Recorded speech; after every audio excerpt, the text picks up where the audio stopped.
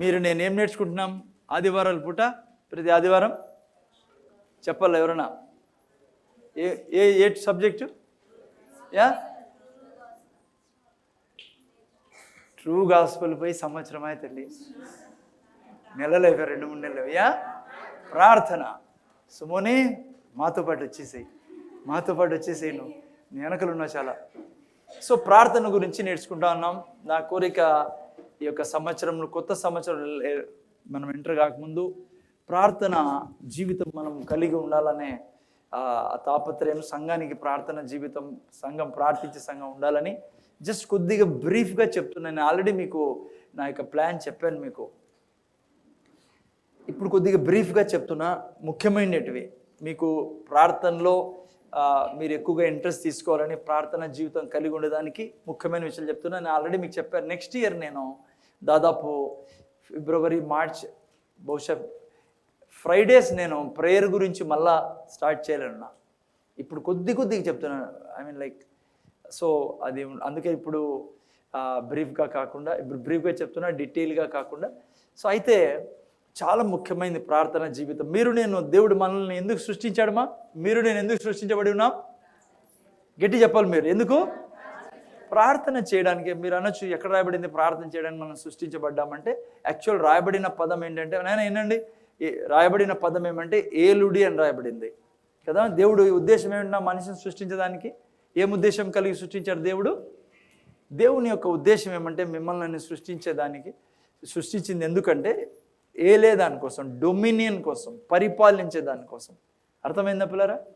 పరిపాలించేదానికి మిమ్మల్ని సృష్టించాడు. పరిపాలించేది ఎక్కడ పరిపాలిస్తాం మనము? ప్రార్థన ద్వారా. ప్రార్థనలో మనం పరిపాలన చేస్తాం. సో అది మెయిన్ దేవుడు మనల్ని సృష్టించిన దానికి ఉద్దేశం. సో అందుకనే ప్రార్థనా జీవితం లేకుంటే మీరు పరిపాలించలేరు. మిమ్మల్ని శత్రువు సాతాను పరిపాలించడం మొదలు పెడతాడు. సో అందుకనే ప్రార్థన సబ్జెక్ట్ మీకు నాకు చాలా ఇంపార్టెంట్ సబ్జెక్ట్. సో మనం నేర్చుకుంటా ఉన్నాం. గత 3 వారాల్లో ఆల్రెడీ ప్రార్థన గురించి నేర్చుకున్నాం. ఫస్ట్ రోజు ఏం నేర్చుకున్నాం ప్రార్థన విషయంలో? ఫస్ట్ సబ్జెక్ట్ ఏంటి? ఇంట్రొడక్షన్. ఏం సిస్టర్? ఎస్, ఫస్ట్ సండే, 3 సండేలు అయిపోయింది, ఇది 4th సండే. ఫస్ట్ సండే మనం చూసుకున్నాం వై ప్రే, ఎందుకు ప్రార్థన చేయాలా, ఎందుకు ప్రార్థన చేయాలా. ఇప్పుడే మనం ఇంతకు ముందే చెప్పాను నేను. దేవుడు మనల్ని సృష్టించిండేదే ప్రార్థన చేయడానికి పిల్లరా. దేవుడు మనల్ని సృష్టించిండేదే పరిపాలించేదానికి. మీరు నేను పరిపాలించేది ప్రార్థన ద్వారా. మనం ఇంట్రడక్షన్లో చూసుకున్నాం. మీరు 3 వారాల ముందు పోయి వింటేగిన మీకు క్లియర్ అవుతుంది ఎందుకు ప్రార్థన చేయాలా అని. సెకండ్ సండే, ఆ తర్వాత ఏం నేర్చుకున్నాం? Next Sunday new covenant prayer. నూతన నిబంధనలో ప్రార్థన, పాత నిబంధనలో ప్రార్థనకి చాలా తేడా ఉంటుంది పిల్లరా. చాలా చోట్ల చాలా ఐ మీన్ లైక్ పాత నిబంధన గ్రంథంలో ప్రార్థన చేసినట్లు మనం కొత్త నిబంధనలో ప్రార్థన చేయలేం మనం ఇప్పుడు. ఓకే, ఉదాహరణకి కొత్త నిబంధనలో ప్రార్థన ఏంటి? అడుగు తినే ప్రార్థన కాదు, కానీ ఏం ప్రార్థన? పొసెసింగ్ ప్రేయర్ పిల్లరా. పొసెస్ అంటే ఆల్రెడీ యేసు ప్రభు ద్వారా సమస్తం ఇవ్వబడి ఉన్నాయి. సో మీరు నేను దాన్ని ఇంకా మళ్ళా దేవునికి ఇమ్మని అడిగేయలేదు, ఆల్రెడీ ఇచ్చాడు కాబట్టి దాన్ని మేము స్వతంత్రించుకోవాలి. లైక్ ఉదాహరణకి మరియమ్మ ఏమనింది? ఆల్రెడీ యేసు ప్రభు దేవుడు ప్రవచనం చెప్పి ఉన్నాడు, కన్నిక గర్భవతి కుమారుని కరుణు అని. సో ఆమె ఏమనింది? ఎప్పుడైతే దూత వచ్చి ఆ మాట చెప్పాడో, నాకు ఇది జరుగును గాక. 2 పేతురు 1:3 ఏం రాబడింది? భక్తికి జీవమునకు కావలసినవన్నీ మీకు నాకు అనుగ్రహించబడి ఉన్నాయి. అందుకే కొత్త నిబంధన గ్రంథంలో ఏది దేవుని బతిమలాడుకొని భంగపోవాల్సిన అవసరం లేదు కదా. దేవునికి ఏదో సంజాయించాల్సిన పని లేదు, మనల్ని మనం సంజాయించుకోవాలా. అది మనకు ఉండేది కొత్త నిబంధనలో. చాలామంది దేవునికి సంజాయిస్తాంటారు, ప్రభా నీకు తెలియదు ప్రభా, నువ్వు నాకు అర్థం చేసుకో ప్రభా అంటారు. ఆయనకి ఏమీ సంజాయించే పనిలా, నీ మనస్సుకు నువ్వు సంజాయించుకోవాలా. ఆయన అన్నీ ఇచ్చేసి ఉన్నాడు, నేను అన్నీ కలిగి జీవిస్తాననే నిర్ణయం నువ్వు తీసుకోవాలా. దేవునిది ఏం ప్రాబ్లం లేదు పిల్లరా. ఓకే, సో న్యూ కవెనెంట్ ప్రేయర్లో బెగ్గింగ్ ప్రేయర్ కాదు, పొసెసింగ్ ప్రేయర్ ఉంటుంది. న్యూ కవెనెంట్ ప్రేయర్లో కమాండ్ చేసే ప్రేయర్ ఉంటుంది. సాతాను గురించి దేవునికి చెప్పము, ప్రభా ఈ దయ్యము, ఈ ఎలర్జీ దయ్యము ఎంత ఏడిపిస్తుంది నాకు, నువ్వు ఏమన్నా చేయవా అని చెప్పక లేదు యేసు ప్రభుకి, దేవునికి. ఎందుకంటే ఆల్రెడీ నా జీవితం మీద సాతాను యొక్క అధికారాన్ని తొలగించున్నాడు కాబట్టి మనం కమాండ్ చేస్తాం. యేసు ప్రభువును రక్షకుడుగా అంగీకరించిన మీరు నేను సాతాను గురించి ఎప్పుడు దేవునితో మాట్లాడాల్సిన అవసరం లేదు పిల్లరా. ఆల్రెడీ సాతాను మన కాళ్ళ కింద పెట్టబడి ఉన్నాడు. సో అందుకని మనం కమాండ్ చేస్తాం, కాస్ట్ అవుట్ చేస్తాం. నీకు ఎక్కడైనా అనుమానం వచ్చిందనుకో, ఏదైనా సమస్య ఇంట్లో అంటే నీకు అనిపిస్తుంది అప్పుడే ఏదో ప్రాబ్లం ఉంది, శత్రువు ఎక్కడో ప్రయత్నం చేస్తానని మధ్యలో దూరుతానని, నువ్వు నేనేం చేస్తా, కమాండ్ చేస్తామని చేతులు ఆజ్ఞాపిస్తాం మనం. వాడు పోవాల్సిందే. బైబిల్ అంటుంది సాతాన్ని ఎదిరించిన వాడు పారిపోవును. So command prayer, new testament prayers. ఆ తర్వాత న్యూ టెస్ట్మెంట్ ప్రేయర్లో దేవుడు కోరుకునేది ఏంటి, మనం ఎట్లా ప్రార్థన చేయాలంట, ఇప్పుడు సిస్టర్ చెప్పినట్లుగా కీప్ మీ ఇన్ రిమెంబరెన్స్. దేవుడు అంటే నాకు జ్ఞాపకం చేయి. చాలా ఇష్టం దేవునికి జ్ఞాపకం చేయడం. ఏంటి జ్ఞాపకం చేయడం అంటే, ప్రభా ఇది నువ్వు చెప్పావు, చేయి నువ్వు దీన్ని. నువ్వు అన్నావు తండ్రి అప్పు ఇచ్చేవాడిగా ఉంటాను కానీ అప్పు తీసుకునేవాడిగా, దాట్స్ ఇట్. నువ్వు దాని మీద నిలబడాలంతే. ఈరోజు నువ్వు అప్పుల్లో ఉన్నా సరే నువ్వు దాని మీద నిలబడినప్పుడు నీకు దేవుడు ఆ యొక్క అప్పుల నుంచి విడిపించే దేవుడు ఆయన. ఇది న్యూ టెస్ట్మెంట్లో మనం చేయాల్సిన ఈ 3 రకాల ప్రార్థన న్యూ టెస్ట్మెంట్లో మనము చేస్తాం. ఓకే, ఆ తర్వాత థర్డ్ సండే ఏం చూసుకున్నాం? ఆ తర్వాత సండే ఆత్మలో ప్రార్థించడం, అన్య భాషల వరం గురించి నేర్చుకున్నాం. అర్థమైందా? చాలా ఇంపార్టెంట్ ప్లారా ఆత్మతో ప్రార్థించడం. మనస్సుతో ప్రార్థించడం అంటే మనకు తెలిసిన భాషలో ప్రార్థించడము, మనస్సుతో ప్రార్థించడం లాంటి మనస్సులో ప్రార్థించడం. ఆత్మలో ప్రార్థించడం అంటే ఏంటి? అన్య భాషలతో ప్రార్థించడం. చాలా ఇంపార్టెంట్ ప్రేయర్. అన్య భాషలో తక్కువ అంచనా వేయకండి. ఇది దేవుడు క్రొత్త నిబంధన వాళ్ళకు ఇవ్వబడిన వరం ఇది. అందుకే యేసుప్రభు తిరిగి లేచినప్పుడు ప్రత్యేకంగా తన నోటి నుంచి ఏం చెప్పాడైనా, సర్వం మీద సువార్త ప్రకటించుడి, దయ్యాల్ని పారద్రోలుడి, రోగుల్ని స్వస్థపరచుడి, మీరు క్రొత్త భాషలు. పౌలు గొప్ప భక్తుడు, 14 పుస్తకాలు రాశాడు కొత్త నిబంధన గ్రంథంలో. పౌలు ఏమంటాడు తెలుసా? మీ అందరికంటే నేను ఎక్కువగా అన్య భాషల్లో ప్రార్థన చేస్తాను, మీ అందరికంటే ఎక్కువగా. అందుకే మహాజ్ఞాని పిల్లరా పౌలు భక్తుడు. నేను చెప్తున్నా మీకు రెవల్యూషన్ నాలెడ్జ్ మీతో నింపబడాలంటే, మీరు బైబిల్ మీకు క్షుణ్ణంగా అర్థం కావాలంటే, బైబిల్లో ఉన్న సమస్తము మీలోకి ప్రవేశించాలంటే అన్య భాషల్లో ప్రార్థన ఎక్కువ చేయడం చాలా అవసరం. అన్య భాషలు ప్రార్థన చేసే వాళ్ళు చాలా టఫ్గా ఉంటారు, చాలా స్ట్రాంగ్గా ఉంటారు. ఎందుకంటే పౌలు ఏమంటాడు ఒక చోట 18 అనుకుంటా, మొదటి కొరింథీయులు రాసింది ఏమంటాడంటే, నేను ఆత్మతో ప్రార్థన చేస్తాను, మనసుతో కూడా చేస్తానంటాడు ఆయన. అంటే ప్రయారిటీ ఏదానికి ఇస్తాడు? అక్కడ అంటాడు నేను ఆత్మతో ప్రార్థన చేస్తాను, మనసుతో కూడా అంటే అది కూడా చేస్తానంటున్నాడు. అంటే ఫస్ట్ ప్రయారిటీ ఎవరికి ఇస్తాడు? ఆత్మతో ప్రార్థన చేయడం ద్వారా. నేను చెప్తున్నా మీకు, ఈరోజు కన్ఫ్యూజన్ మీలో ఉంది అంటే వాక్యం గురించి, దేవుని గురించి, బైబిల్ గురించి, కారణం మీరు అన్య భాషల్లో మాట్లాడకపోవడం. గొప్ప వరం ఇదే. నేను మీకు నిన్న వారం అనుకుంటే చెప్పాను బల్లప్పుడు 2 విషయాల్లో సాతాను సంఘాన్ని ఆపాలని కోరుకుంటాడు. ఒకటి అన్య భాషల్లో మాట్లాడడము, రెండవది దశంభాగాలు ఇవ్వడం. ఈ 2 చాలా స్ట్రాంగ్. లైక్ బల్ల తీసుకోకపోవడము, దశంభాగం ఇకపోవడం. అన్య భాషల్లో ప్రార్థన చేయడం అనేది మీకు ఆల్రెడీ నేను సంజాయించాను, వినండి. పోయి చాలామంది కన్ఫ్యూజ్. ఎందుకు? సాతాను ఆల్రెడీ పెట్టేశాడు. అన్య భాషలు మాట్లాడుకుని క్రైస్తవుల్లో వాళ్ళకి అడిగితే వాళ్ళు చెప్పలేరు కూడా జవాబు. ఎందుకు మాట్లాడకూడదు అంటే వాళ్ళు ఏమంటారంటే మాకు అర్థం కాదు కాబట్టి మాట్లాడము.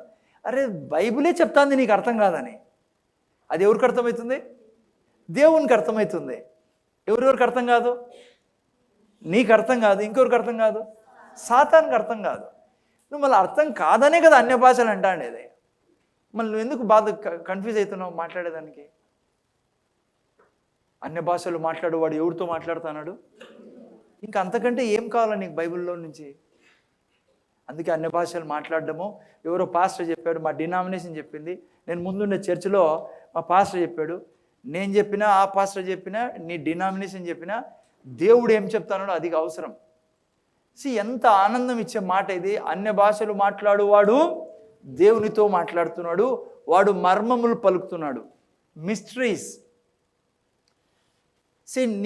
ఎప్పుడైతే నీ ఆత్మ మిస్టరీస్ పలుకుతుందో, ఆ మర్మాలు పలుకుతుందో, నీ ఆత్మ ఆ మర్మాలతో నింపబడతా ఉంది. అందుకే బైబిల్లో ఏం రాయబడింది? అన్య భాషలు మాట్లాడేవాడు అభివృద్ధి చెందుతాడు, తనలో తాను అభివృద్ధి చెందుతాడని రాయబడింది. ఎడిఫైయత్ హిమ్సెల్ఫ్. అక్కడ వాడబడిన పదం ఏం తెలుసా? ఎడిఫై అంటే గ్రీక్లో పెద్ద పెద్ద బిల్డింగ్ కడతామే, దానికోసం వాడబడిన పదం అది. డోమ్, పెద్ద పెద్ద కోట, లైక్ గోపురాలు, గోపురం కూడా కాదు, లైక్ ఇండ్లు కడతాం, పెద్ద పెద్ద ఇల్లులు కడతారే, దానికోసం గ్రీకులో ఆ పదం వాడతారు. అన్య భాషలు మాట్లాడేవాడు తను తాను ఒక పెద్ద టవర్ లాగా, పెద్ద బిల్డింగ్ లాగా తను తాను కట్టుకుంటున్నాడు. నేను ఒక డినామినేషన్ నుంచి ముందు నేను రక్షణ పొందింది అక్కడ అన్య భాషలు మాట్లాడరు.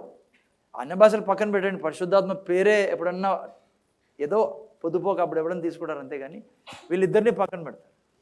నేను దాంట్లో పుట్టా, దాంట్లో పెరిగా, నాకు బాగా బోధించడం జరిగింది. ఈ అన్య భాషలన్నీ మాట్లాడకూడదు, అర్థం కాని భాషలు అంటే ఇంకా ఏమేమో చెప్పారు పాపం. రియలీ నాకు సాక్ష్యం వినండి మీరు, నాకు చెప్పబోదు అవుతుంది ఈరోజు మీకు అన్య భాషల గురించి. సో నేను ఢిల్లీకి దేవుడు తీసుకెళ్ళాడు.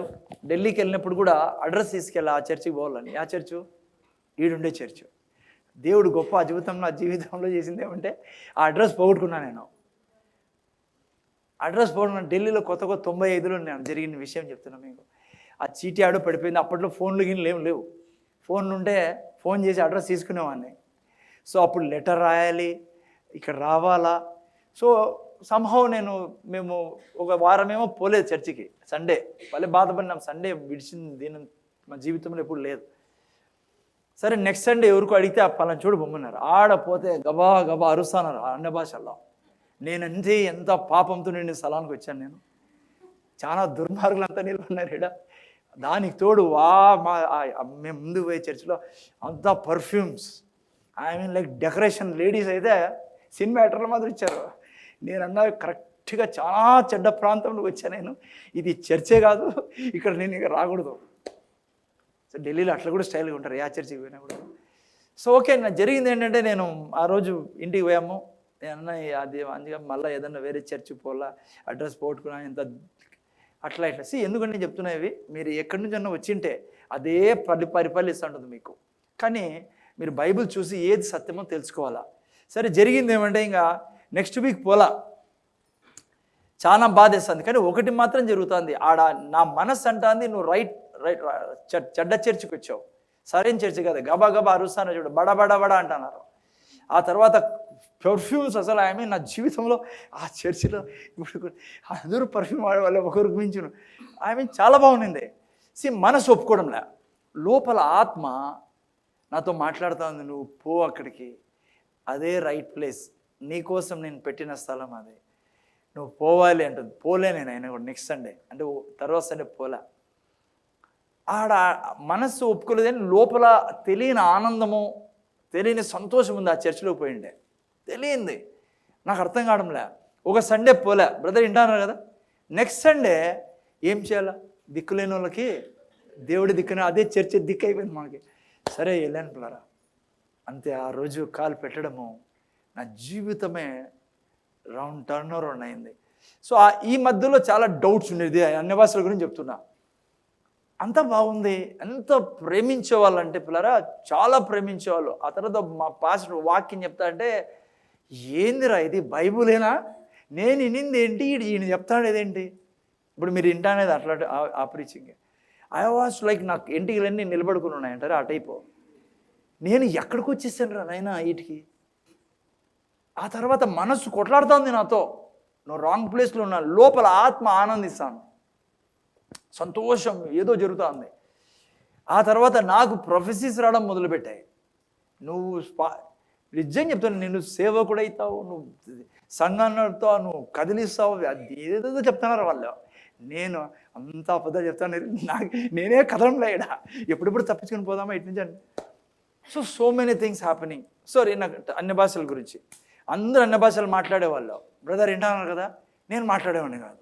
ఎందుకు? మనం అనంతపురం నుంచి పోయినాం, ఇక్కడ నుంచి పునాది కథే వేరేడా. నేను నిజం చెప్తున్నా, నాకు ప్రీచ్ చేయాలా వేరే విషయాలు. ఓ రోజు ఇట్లే ప్రార్థన చేస్తూ ఒక దైవజనుడు వచ్చి ప్రార్థన చేస్తున్నారు, అందరికీ అన్య భాషలు వస్తున్నాయి, నాకు రాలే. నాకు దేవుడికి తెలుసు ఎట్లా ఏళ్ళు అన్య భాషలు ఈ వ్యక్తికని. ఓకేనా, నేను ఆ రోజు పోయి ఇంట్లో పడుకున్నాను పిల్లరా. నైట్ బాగా గుర్తుంది నాకు ఆ దినం. ఈమెకు తెలుసు ఏం జస్ట్ పడుకున్నాం.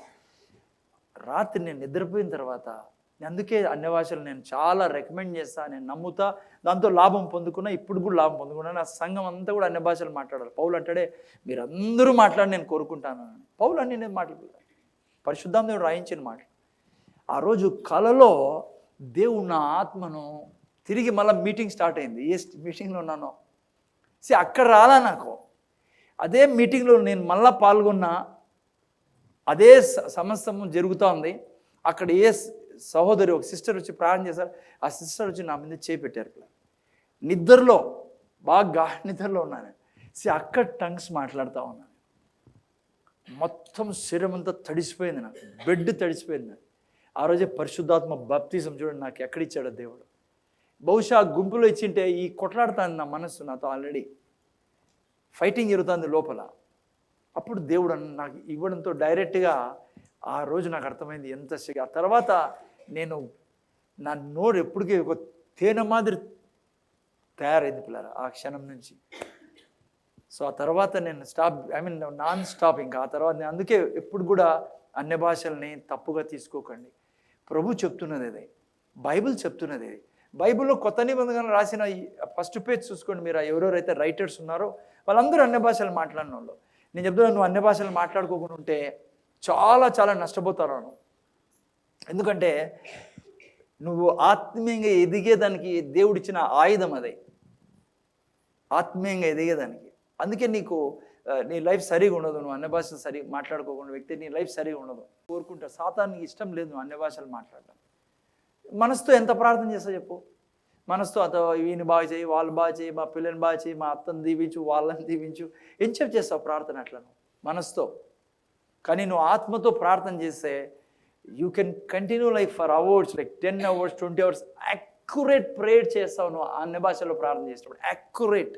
ఎందుకంటే పరిశుద్ధాత్మ దేవుడు నీ ద్వారా ప్రార్థన చేస్తాడు, ఆయన చేయిస్తాడు.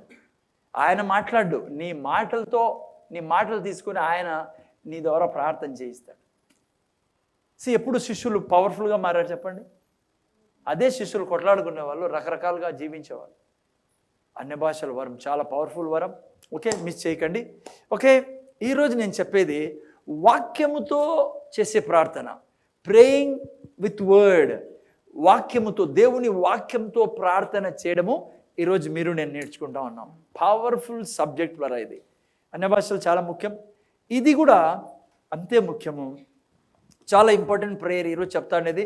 అందుకనే డిసిజన్ తీసుకుని నువ్వు వెళ్ళండి, ఇక్కడ నుంచి ఎట్లా బ్రతకాలా ఈ ప్రార్థనలో. ఇప్పుడు మీరు వినేటట్లుగా మీ జీవితం ఉంటే మాత్రము మీకు ఎక్కడ కూడా అపజయం ఉండదు. మా ఛాలెంజ్ ఇది, దేవుని యొక్క వాక్యం మనతో ఛాలెంజ్ చేస్తుంది. ఓకే, సరే ఆదికాండం 1వ అధ్యాయం తీసుకుందాం.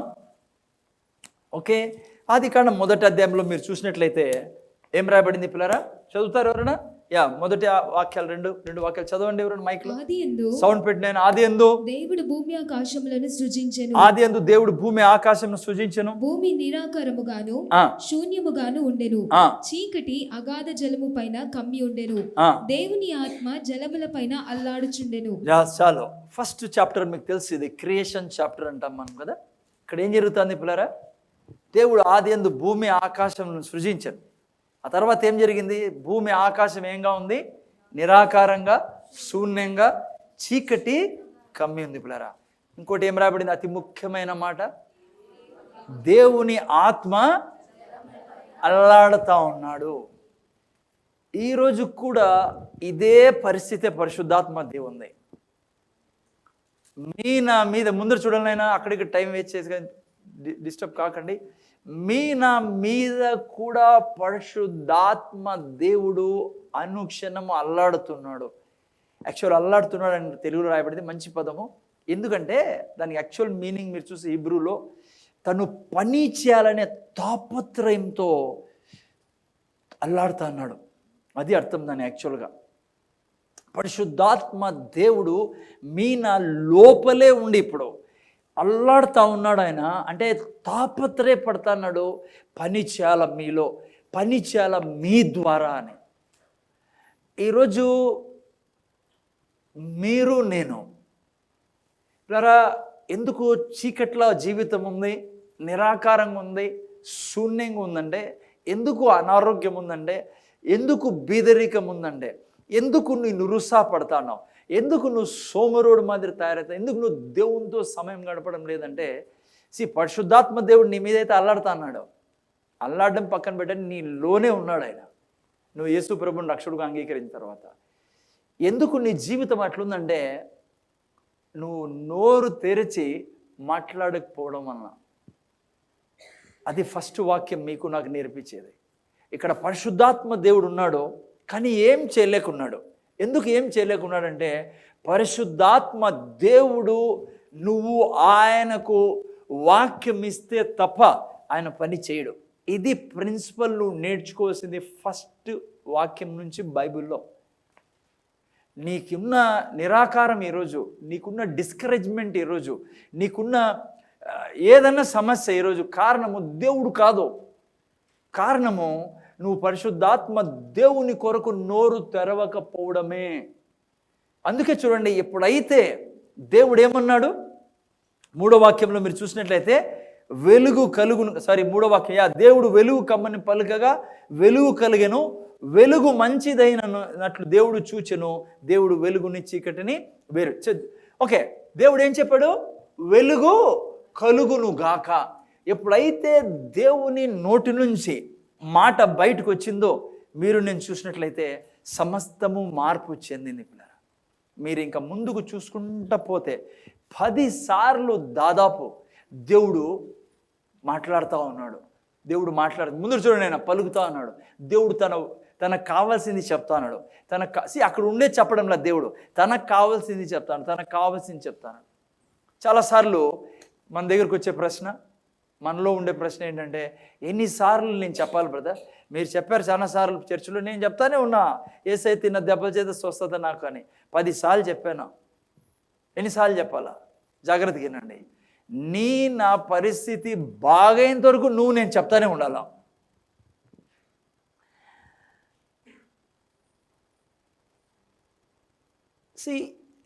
దేవుడు మిమ్మల్ని నన్ను సృష్టించినప్పుడు మీలో నాలో తన డిఎన్ఏ పెట్టినాడు పిల్లరా. డిఎన్ఏ అంటే తెలుసు కదా, చేపలో ఉండే డిఎన్ఏ అని చెప్పండి. చేపలో ఉండే డిఎన్ఏ అంటే ఈదడం. ఏం చేయడము? అది ఈదకుండా బతకదు, ఈదితేనే బతికేది. మీలో నాలో పెట్టిన డిఎన్ఏ ఏంటంటే మాట్లాడడం, నోరు తెరిచి దేవుని వాక్యాన్ని పలకడం. నా డిఎన్ఏ. దాన్ని నువ్వు వాడుకోకుండా చేయాలని శత్రు ప్రయత్నం. దేవునికి ఎన్నిసార్లు చెప్పాల్సి వచ్చింది? 10 సార్లు. మరి నీకు నాకు దేవుడు ఎటువంటి వాడంటే పిల్లరా, తన యొక్క అరిచేతిలో ప్రపంచంలో నీటిని అన్నిటిని తీసుకోగలిగిన వాడు. అంటే తన అరిచేతిలో ఎంత పెద్ద చేయి చూడండి, ప్రపంచంలో నీళ్ళంతా. తన చేత్తో కొండలన్నిటినీ తక్కిళ్ళ తూకం వేయగలడు ఆయన.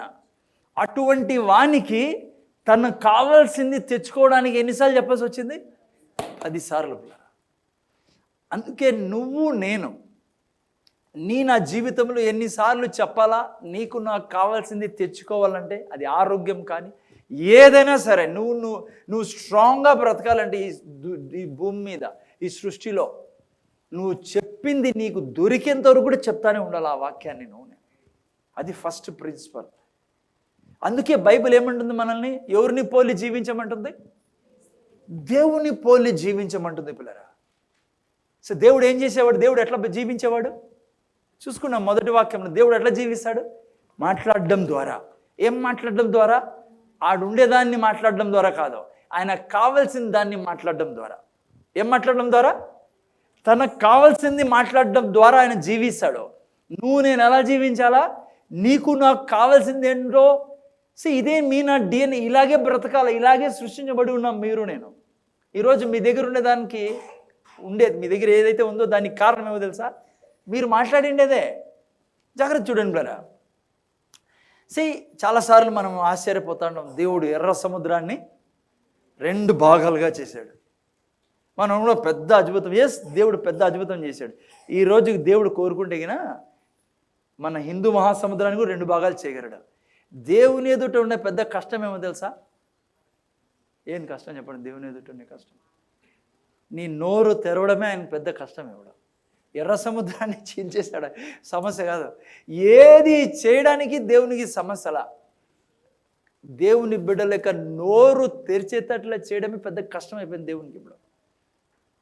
ఎందుకంటే అది ఆయన నిన్ను బలవంతం చేయలేడు, నిన్ను భంగపోగలడు. ఆయన ప్రిన్సిపల్ అది. అందుకే ఒక వ్యక్తి నోరు తెరిచే వ్యక్తి దేవునికి దొరికాడు అనుకో, ఇంకా ఆయన చేయని అద్భుతం ఉండదా ఆ వ్యక్తి ద్వారా. ఆ సంఘంలో కానీ, ఆ కుటుంబంలో కానీ, తను ఎక్కడెక్కడికి వెళ్తాడో అక్కడంతా.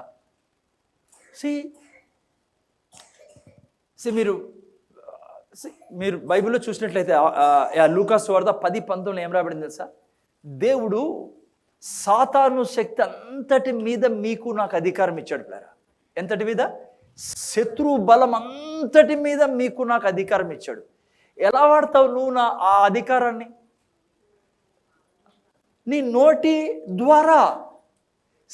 సాతాను చాలా క్రూయల్ పిల్లరా. మా ఇంటాన ముందర చూడండి, సాతాను చాలా దుర్మార్గుడు. వాడికి దయ అనేది లేదు. నీకు తెలుసా? ముందర చూడండి. రోగము అనేది సాతాను ద్వారా మనం చేసే యుద్ధం పిల్లరా. నువ్వు అనారోగ్యంలో ఉన్నావనుకో, అది సైతాన్ నుంచి వచ్చింది. అది నువ్వు యుద్ధం చేయాల వాడితో. నువ్వు కామ్గా ఉన్నావు అనుకో, వాడు ఎంత దుర్మార్గుడు అంటే వానికి కనికరం లేదు నీ మీద.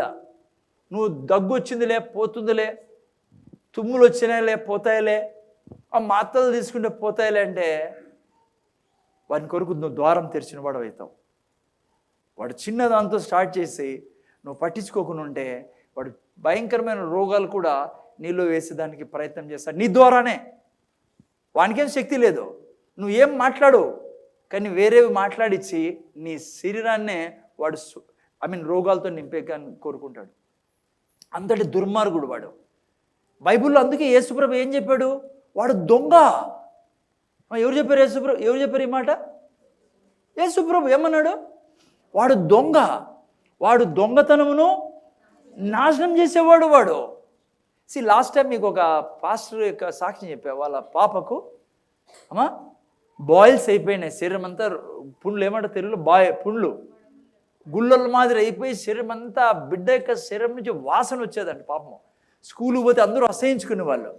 ఆయన పాస్టర్ పైన, ఆయన ముందర చూడండి, ఆయన మీరు పాస్టర్, ఆయన ఆ బిడ్డ పీడతో అల్లాడిపోతూ ఉంటే ఒకరోజు యేసు ప్రభువే దర్శనం ఇచ్చి ఇతనికి కలలో మాట్లాడుతూ, రే నువ్వు ఎంతకాలం సహిస్తావు నీ బిడ్డ యొక్క పీడని? ఈ విధంగా ఎంతకాలం నువ్వు పీడించబడతావు అని యేసు ప్రభువే అడిగితే ఆ పాస్టర్తో, అయ్యా నేను ప్రార్థన చేస్తాను అన్నప్పుడు మళ్ళా రెండోసారి యేసు ప్రభు చెప్పాడ, ఎంతకాలం నీ బిడ్డ యొక్క పీడని నువ్వు ఇలా అనుభవిస్తావు? ఎంతకాలం నీ బిడ్డ పీడించబడాలా? రెండోసారి మళ్ళా అన్నాడు, నేను ప్రార్థన చేస్తాను ప్రభా. మూడోసారి యేసు ప్రభు అన్నాడంట, ఎంతకాలం అన్నప్పుడు ఆ పాస్టర్కి అర్థమైంది ఏదో సమస్య ఉంది, ప్రభు మాటికి ఈ మాట అడుగుతున్నాడు, నాకు తెలియదు ప్రభు ఏం చేయాలన్నప్పుడు, నువ్వు శపించు దాన్ని, నువ్వు శపించు. నేను చెట్టుని ఏ రీతిగా శపించానో నీ కూతురులో ఉన్న ఆ రోగాన్ని శపించు. మీలో చాలామంది ఉన్నారు పిల్లరా, ఈ పని చేయరు. మీకు ఫస్ట్ వచ్చే థాట్ ఏం తెలుసా? ఇది ఉండొచ్చు, దీనికి ఈ మందు ఉంది, దీంతో ఈ మందుతో కాలేదంటే డాక్టర్ దగ్గర పోదాం. నేను డాక్టర్ దగ్గర పోవడం తప్పనడంలా, మందు ఇవ్వడం తప్పడంలా. నీ బిడ్డలు నువ్వు పీడించబడతా అంటే ఆడు దయదలిచేవాడు కాదు, వాడు దుర్మార్గుడు. వాడు యేసు ప్రభు నోటి నుంచి ఏం చెప్పాడు ఆయన? వాడు దొంగ, నాశనం చేస్తాడు మిమ్మల్ని, వాడు హత్య చేయాలని వచ్చాడు. నేను వచ్చినది ఎందుకు? జీవం ఇచ్చేదానికి. నువ్వు ఎప్పటివరకైతే శపించావో, చాలా నాకు గుర్తు వస్తుంది అన్నమాట. మీకు ముందు చూడండి, చాలామంది అప్పుడప్పుడు వింటాంట, రాత్రి అంతా పండుకోలే, ఏదో అనారోగ్యమో దగ్గో పొర్లుతానే ఉంటారు బెడ్ మీద. కానీ నేను ఎన్నిసార్లు చెప్పినా దీన్ని పట్టుకొని పోరు మీరు. ఈరోజు అయినండి జాగ్రత్తగా.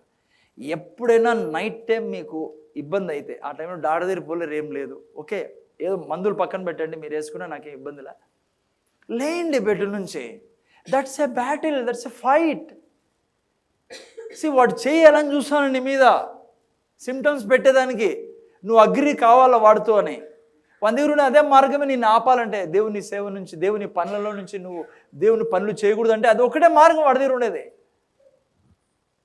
నువ్వు లేచి అదే అదే సమయం, యుద్ధం అంటే అదే. నువ్వు లేచి ఆ నొప్పిలో, ఆ కష్టంలో, యేసయ్యా నువ్వు తిన్న దెబ్బల చేత నాకు స్వస్థత లభించింది, నువ్వు నా దేవుడివి, నా శరీరంలో ఉన్న దేవుడివి, నేను ఒప్పుకోను దీన్ని. నువ్వు ఎప్పుడైతే పోరాటం ముందు వానికి అర్థమైపోతుంది, నేను ఈ మనిషిని కంట్రోల్ చేయలేను, నువ్వు కంటిన్యూ చేయట్లా.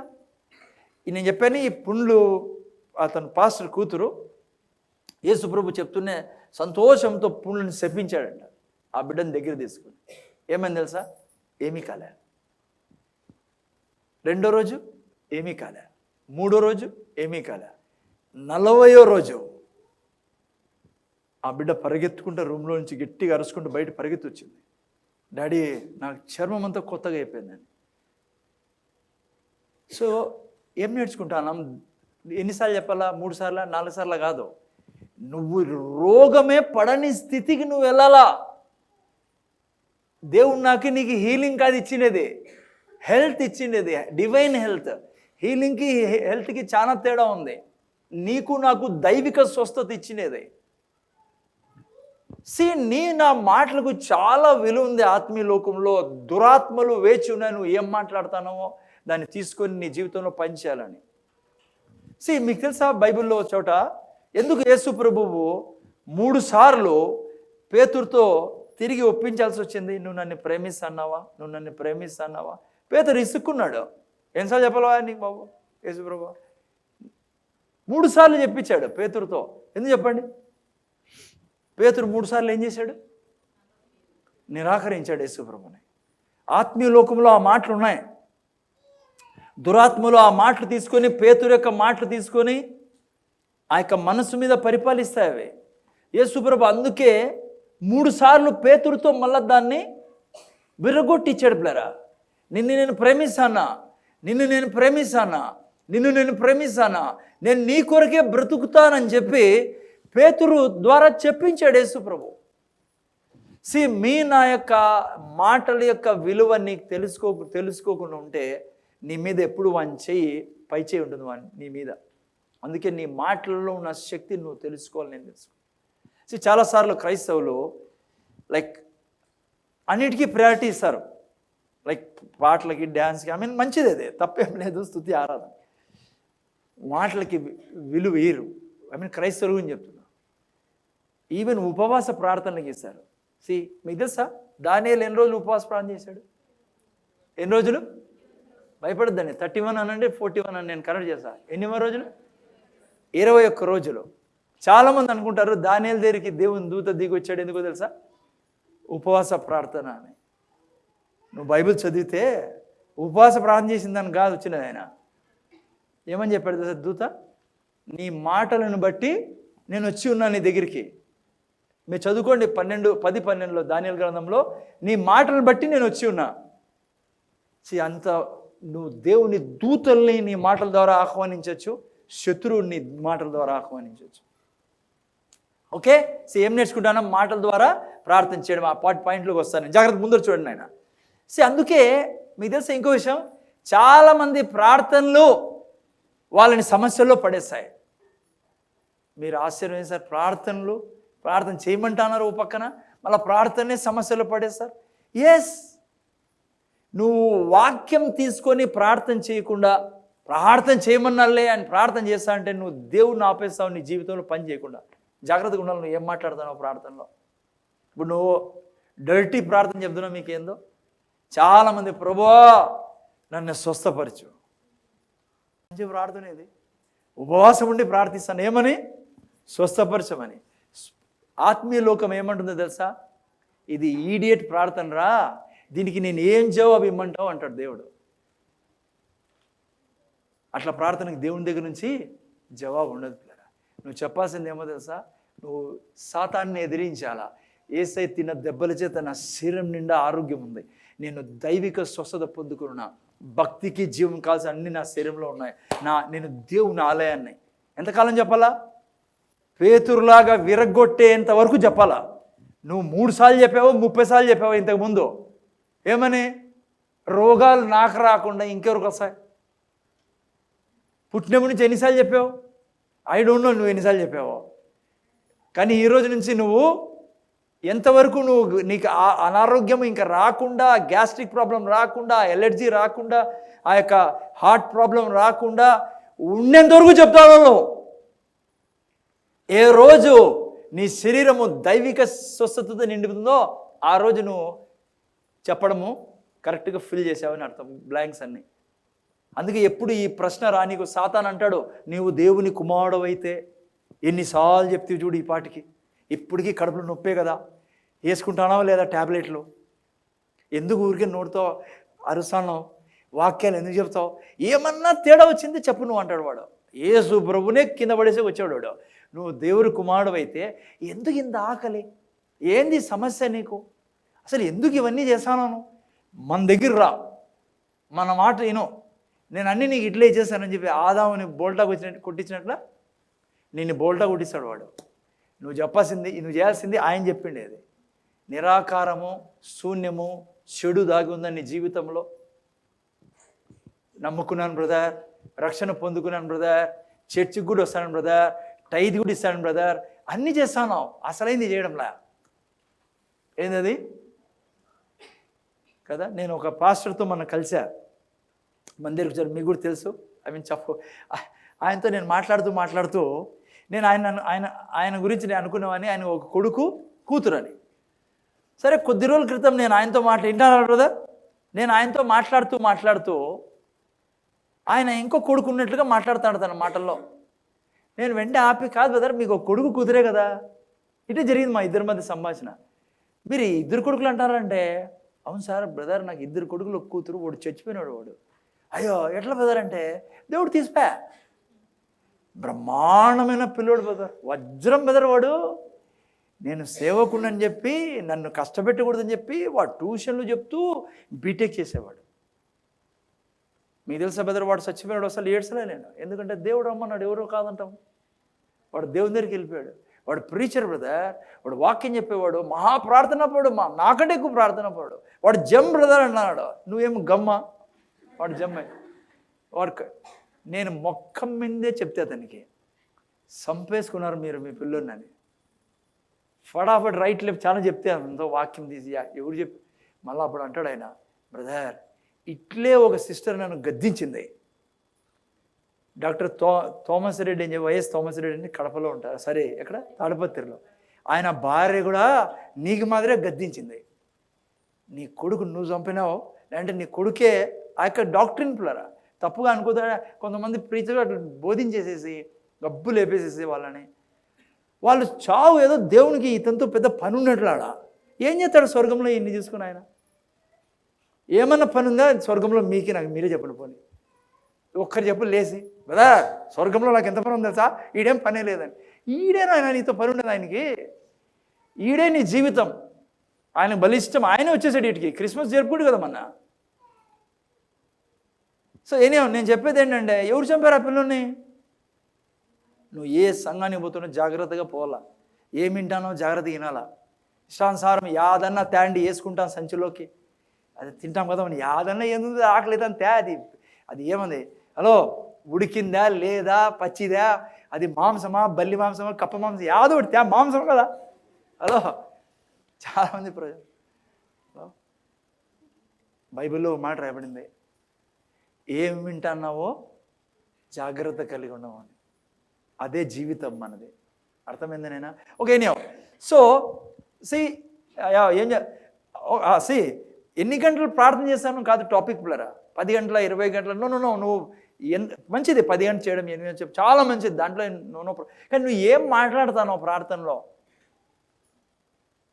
నువ్వు మాట్లాడే మాటలే నిన్ను బాధ పెట్టే మాటలో, నీ ప్రార్థన దేవుడు ఏం చేయలేని మాటలో ఉండకూడదు.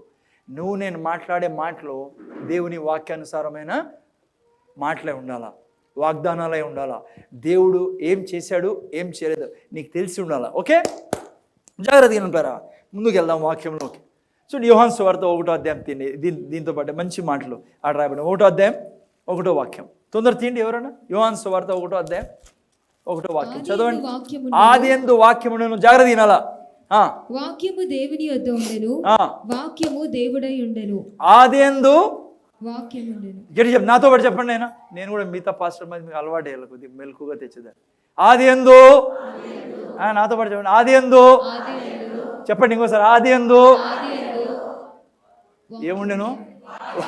ఆదియందు వాక్యముండెను, రెండో కట్ల రెండో. అప్పుడే ఆదియందు వాక్యముండెను. ఒక ప్రశ్న అడుగుతాను మీకు ఇప్పుడు, అందుకే జాగ్రత్త చెప్పండి. ఆదియందు వాక్యముండెను, వాక్యము దేవుని యొద్ద ఉండెను, వాక్యము దేవుడై ఉండెను. వాక్యము వాక్యం ఏమైంది కదా.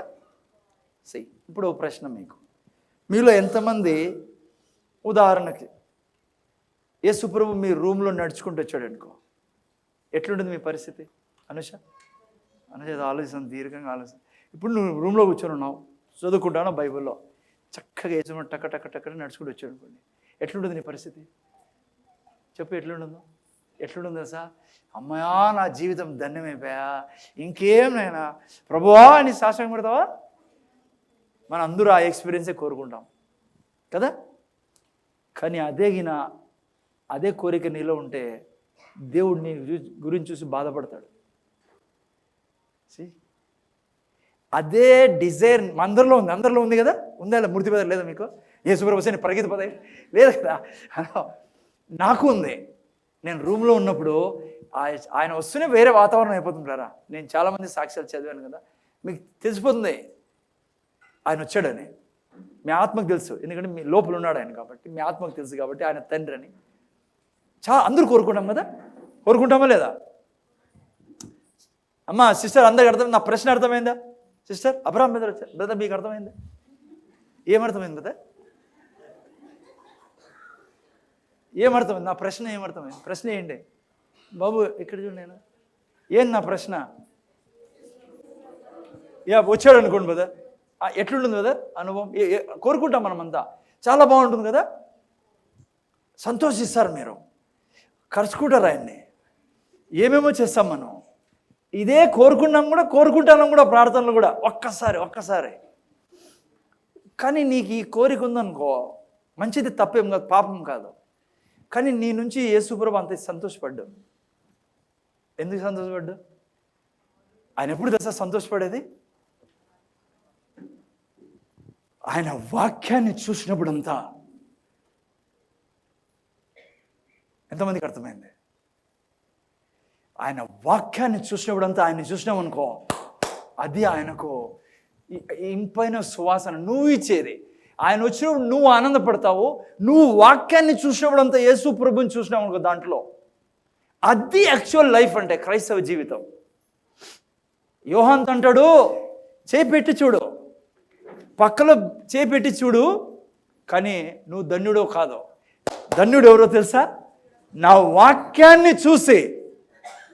నేను చెప్తున్నాను కూర్చునే వాళ్ళకి, మీరు దయ్యాల లోకంలో బర్నింగ్ లైక్ అగ్ని గుండంలా కావాలంటే, ప్రతి సైతాను జీవితంలో పాతాళానికి నీ పేరు చెప్తేనే వణికిపోవాలంటే, 2025లో ఎంటర్ కాకముందు ఈ యొక్క డిసిజన్ తీసుకొని ఎంటర్గా మా ముందు చూడండి. ఆయన ఇది మిస్ చేసినారనుకో, మీకు కష్టమవుతుంది మళ్ళీ జీవితంలో, ఆత్మీయ జీవితంలో. ప్రతి వాక్యమును చూసినప్పుడు ఎగ్జాక్ట్గా యేసుప్రభుని చూడాలి నువ్వు.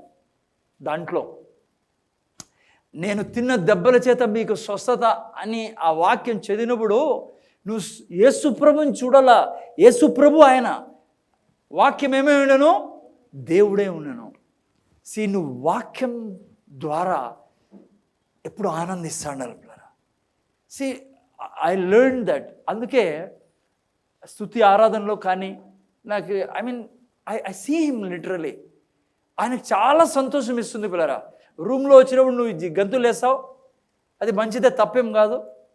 కానీ నీ జీవితంలో నిర్ణయించుకో ఈరోజు నుంచి, ఆయన వాక్యము, ఆయన వాక్యాన్ని నేను చూసినప్పుడంతా ఆయన్ని చూస్తాను. దాంట్లో నుంచి ఆయన వాక్యం చూసినప్పుడంతా ఆయన్ని, అందుకే ప్రతి క్షణం ఆయన ఏమన్నాడు, నాలో ఉన్నవాడు ఈ లోకంలో ఉన్నవాడికంటే గొప్ప. నాలో ఎవరున్నారు? నువ్వు ఎప్పుడు ఎవరిని చూడాలి? లోపల దేవుణ్ణి చూడాలా. నువ్వు ఆయన వచ్చి నీ ముందర నీలోకి దూరినప్పుడు అప్పుడు నుంచి ఇప్పుడు నుంచి నాలో యేసుప్రభు ఉన్నాడు. నేను చూసినాను సార్, కళ్ళారా లోపలి పాయా. అది విశ్వాసం కాదు. అది ఆ విశ్వాసాన్ని చూసి యేసుప్రభు గద్దించాడు. ఎవరిని? తోమాని గద్దించాడు కదా. మీరు నేను అనుక్షణం నుంచి అందుకే మీరు ఫైర్ బాల్లో ఉంటారు పిల్లరా. మీరు అగ్నిగుండంలా జీవించవచ్చు ఈ భూమి మీద. ఏ రోగమే, శాపమే, ఆ లైఫ్ నీలో ఉంటే నువ్వు ఎవరికి సువార్త చెప్పినా ఆ సువార్త నీలో నుంచి అభిషేకంతో నిండిపోతుంది. ఆయనలో ఉన్న దయలు వెళ్ళిపోతాయి. ఆ వ్యక్తి యేసుప్రభువుని రక్షకుడుగా అంగీకరిస్తాడు. ఈరోజు సమస్య ఏమంటే క్రైస్తవుల్లో సెన్సెస్తో నడవాలని కోరుకుంటారు, వాక్యంతో కాదు. చూడండి, మీలో ఎంత ఆనందమో యేసుప్రభు రూమ్లోకి వస్తే రాని ఆయన. కానీ యాక్చువల్ నువ్వు నేను బ్రతకాల్సిందేమో తెలుసా? నువ్వు నేను వాక్యాన్ని చూసినప్పుడు అంతా కూడా ఆయన్ని చూస్తూ నడవాలి పిల్లరా. అది మీకు ఉత్సాహమేయాల. అర్థమవుతుందా? హలో, అందుకే పిల్లరా, నా అటిట్యూడ్ ఎప్పుడు కూడా దేవుని వాక్యము సర్వమై జీవించాల. మీరు మంచిది, దేవుని స్తుతిస్తాం, ఆరాధిస్తాం, డ్యాన్స్ చేస్తాం, నేను చేస్తాం, చాలా మంచివి ఇవన్నీ. కానీ నువ్వు ఎప్పుడు ఉత్సాహంగా ఉండాల్సింది వాక్యాన్ని బట్టి. వాక్యం నీకు ఎప్పుడు ఉత్సాహం ఎలా. నేను ఇప్పుడు చెప్తే కదా, నాలో దేవుడు ఉన్నాడు అనేది ఎప్పుడు నాకు ఆ మాట గుర్తొస్తేనే బ్లడ్ లోపల వేరే పరిస్థితి ఉంటుంది పిల్లరా. నేను నమ్ముతా దాన్నే. యేసుప్రభుని చూసేదానికంటే యేసుప్రభుని వాక్యాన్ని నేను ఎక్కువ గౌరవించాలి. అది నేను అలవాటు చేసుకుంటాను. ఈ సంఘానికి అదే అలవాటే ఉండాలి. అందుకే యేసుప్రభు దయ్యం వచ్చినప్పుడు యేసుప్రభు దగ్గరికి సాతాను వచ్చినప్పుడు పాట పాడలే ఆయన, నా యందు నీవును పాట పాడుతుంది. ఇప్పుడు అంతే చాలయ్య అనలేదు సైతాన్. ఆ మాటని ఎంత మంచి పాట పాడితే నేను పోయేస్తాను అలా ఏమన్నాడు యేసుప్రభు? వాక్యం చెప్పాడు పిల్లరా. సాతాను లోబడేది ఎవరికో తెలుసా? వాక్యానికి. నువ్వు నేను ఎంత వాక్యం ద్వారా ఎక్సైట్ అవుతాంటామో, ఎప్పుడు ఛార్జ్ అవుతాడు వాక్యం ద్వారా. నీ పరిస్థితి ద్వారా ఎప్పుడు ఛార్జ్ కావు. ఈరోజు బాగుంటావు, రేపు తగ్గిపోతావు, రేపు దాంతో నువ్వు బ్రతుకుతాను అంటే నువ్వు బతకలేవు. ఆ బతుకు ఇట్లా అట్లా ఉంటుంది. నువ్వు ఎప్పుడు స్ట్రాంగ్గా ఉండాలంటే వాక్యం నీకు జీవితం. అందుకే యేసుప్రభు అన్నాడు, నువ్వు రొట్టె వలన కాదు వాక్యం వలన జీవిస్తావని. ఓకే, మీరు నేను అందుకే ఈరోజు నుంచి నిర్ణయం తీసుకు 2025లో వాక్యాన్ని నువ్వు ఎప్పుడు పిక్చరైజ్ చేస్తాను, అలా ఇమాజిన్ చేస్తాడు. అలా వాక్యం ఏం చెప్తూ అది నిజం అయిపోవాలని. నీ జీవితంలో యుద్ధం ఉంటుంది, ఇదే యుద్ధం పిల్లరా. కానీ కొంతకాలానికి ఆ యుద్ధంలో నీదే జయం. ఎందుకంటే దేవుడు కోరుకునే విధానం ఇది, జీవించే విధానం. ఓకే ఓకే, నేను ఇంకో ప్రేయర్లోకి వెళ్తున్నాం మనం. ఓకే, జాగ్రత్తగా వినరా. ఏంటి మీకు నాకు దేవుని యొక్క ఉద్దేశం ఏంటి? మనల్ని సృష్టించాడు దేవుడు. ఏ ఉద్దేశంతో సృష్టించాడు చూసుకున్నాం. ఏ ఉద్దేశము? ప్రార్థన పిల్లరా. దేవుని యొక్క ఉద్దేశం ఏమంటే మీరు నేను పరిపాలించాల. నువ్వు నేను పరిపాలించడానికి కోసమే దేవుడు ఈ సృష్టిలో పెట్టాడు. స్వర్గానికి పోయేదానికి కాదు. చాలామంది అంటారు దేవుని ఉద్దేశం ఏంటమ్మా? స్వర్గానికి పోయేదాన్ని. స్వర్గం అనేది ఏమంటారు దాన్ని?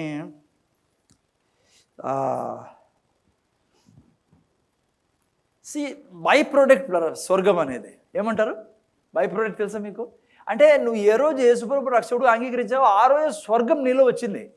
నువ్వు స్వర్గానికి చెందినవాడవే, నువ్వు అక్కడి సిటిజన్వి. నువ్వు ఇక్కడ నిన్ను దేవుడు ఇక్కడ సిటిజన్ రెండు, అందుకే డ్యూల్ సిటిజన్షిప్ మంది. అంటే రెండు ఏమంటారు నాగరికతల పౌరసత్వాలు. ఒకటి శరీరంలో ఉన్నాం కాబట్టి భారతదేశ పౌరసత్వము, ఇంకోటి స్వర్గం యొక్క పౌరసత్వం కలిగిన వాళ్ళము. సో స్వర్గం ఈజ్ నాట్ ఇష్యూ. స్వర్గం ఆల్రెడీ స్వర్గం అంటే ఏంటి చెప్పండి? స్వర్గం అంటే ఏంటి? యేసు ప్రభు ఎక్కడున్నాడో అది స్వర్గం పిల్లరా. సో యేసు ప్రభు ఏమన్నాడు? ఇప్పుడు లోపల ఉన్నాడు. సో మీరు నేనే స్వర్గం. అంటే స్వర్గం ప్లేస్ లేదని చెప్పడంలో నేను ఆ సెన్స్ ఉండాలి మీకు నాకు. స్వర్గం పోయేది పెద్ద ఇష్యూ కాదు పిల్లలు. మనం ఆల్రెడీ స్వర్గంలో ఉన్నాం. 12వ అధ్యాయం ప్రకారము మీరు నేను అక్కడ నివసిస్తా ఉన్నాం, దేవునితో సంచరిస్తున్నాం. కానీ దేవుని యొక్క ఉద్దేశం మిమ్మల్ని స్వర్గాన్ని తీసుకెళ్ళడం కాదు. దేవుని యొక్క ఉద్దేశము మిమ్మల్ని నన్ను రక్షించిన దానికి ఉద్దేశం ఏంటంటే మీరు నేను పరిపాలించాలి. పరిపాలించే విధానం దేవుని వాక్యం ద్వారా మీరు నేను పరిపాలిస్తాం. అర్థమైందా? దేవుని వాక్యం ద్వారా మీరు నేను పరిపాలిస్తాం. ప్రార్థనలో దేవుని వాక్యం చెప్పడం ద్వారా పరిపాలిస్తాం. చూడండి, గలతీయులకు రాసిన పత్రిక 4:1 ఎవరైనా చదవండి. అక్కడ చూడండి ఏం రాబడిందో. గలతీయులకు రాసిన పత్రిక 4వ అధ్యాయం 1వ వాక్యం చదవండి, తొందర చదవండి అయినా. మరియు నేను చెప్పునదేమనగా, జాగ్రత్తగా విన్నారా? నేను చెప్పునదేమనగా వారసుడు అన్నిటికీ కర్తయ్య ఉన్నను, వారసుడు అన్నిటికీ కర్తయ్య ఉన్నను, బాలుడై ఉన్నంత కాలము అతనికిని దాసునికిని ఏ భేదమును లేదు. జాగ్రత్త వింటున్నారా? చాలా ఇంపార్టెంట్ వాక్యం. నీ కొరకు నా కొరకు రాయబడింది, క్రైస్తవుల కొరకు ఈ వాక్యం ఎస్పెషల్లీ. ఏం వాక్యం నైనా? మరియు నేను చెప్పునదేమనగా వారసుడు అన్నిటికీ కర్తయ్య ఉన్నను. అంటే ఇంగ్లీష్లో మీరు చూసే వారసుడు అంటే సన్ రాయబడింది తెలుగులో, ఇంగ్లీష్లో బైబిల్లో. మీరు ఇంగ్లీష్లో పెడతావా నాయనా? కుమారుడు అన్నిటికీ, ఇప్పుడు మీ ఇంట్లో కుమారుడు అన్నిటికీ వారసుడు. ఆస్తి అంతా ఎవరిదినైనా? మా ఇంటాన ముందర చూడండి, ఆస్తి అంతా ఎవరిది? కుమారుంది. కానీ ఏం రాయబడిందంటే, ఓకే తెలుగులోనే పెట్టినాను ఇప్పుడు, వారసుడే ఉన్నను.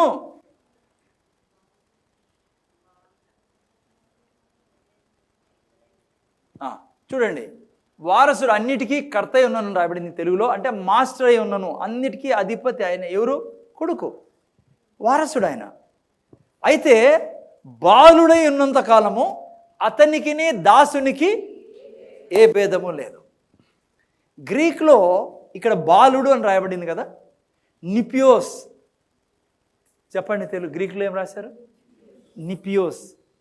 అంటే దానికి అర్థం ఏం తెలుసా? నిపియోస్ అనే పదానికి అర్థం ఏంటంటే మాట్లాడికి చేత కాని బిడ్డ అని. ఇప్పుడు మనం అంటాం కదా, సపోజ్ మిరాకిల్లో ఆ పాప చిన్నపిల్లలు మాట్లాడుతుందే, ఇప్పుడు మాట్లాడుతుందే అంటాం కదా, ఆ పదమే నిపియోస్ అంటే.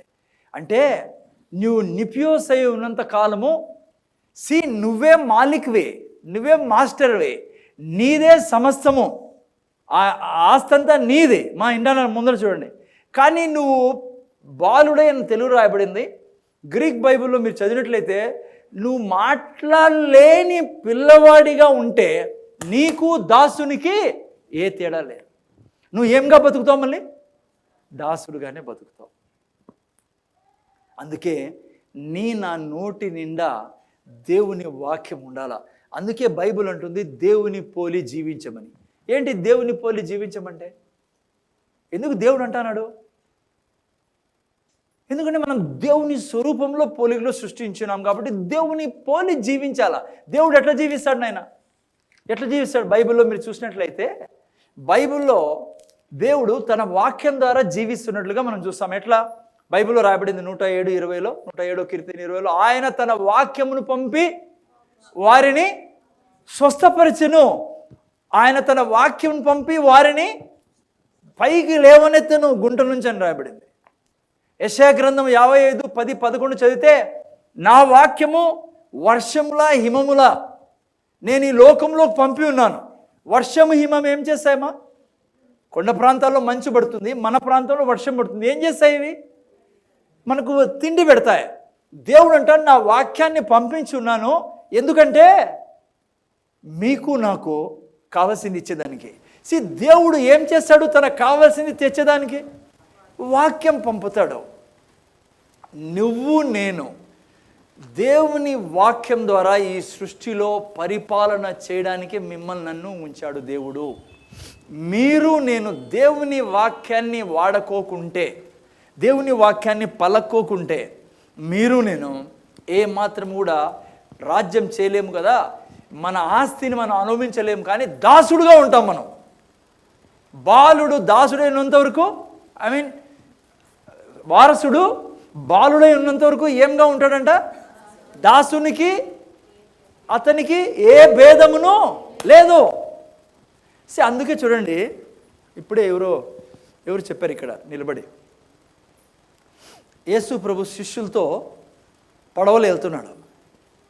ఏం జరిగింది మా పడవలో వెళ్ళినప్పుడు? తుఫాన్ వచ్చినప్పుడు వీళ్ళు ఏం చేశారు చెప్పండి? శిష్యులంతా మన తెలుగు భాషలో చెప్పాలంటే ప్రార్థన చేశారు. అయ్యా ఏమన్నారు? తుఫాన్ వస్తుంది, మాకు తెలుస్తుంది, మేము చేపలు పెట్టే వాళ్ళమయ్యా, ఇంకొంచెం సేపులో మనం అంతా వెళ్ళిపోతాం పైకి, నువ్వు లేకోకుండా పడుకున్నావే అని లేపారు. ఓ రకంగా మంచిగా ప్రార్థన చేశారు. కానీ యేసుప్రభు ఏం చేశాడు?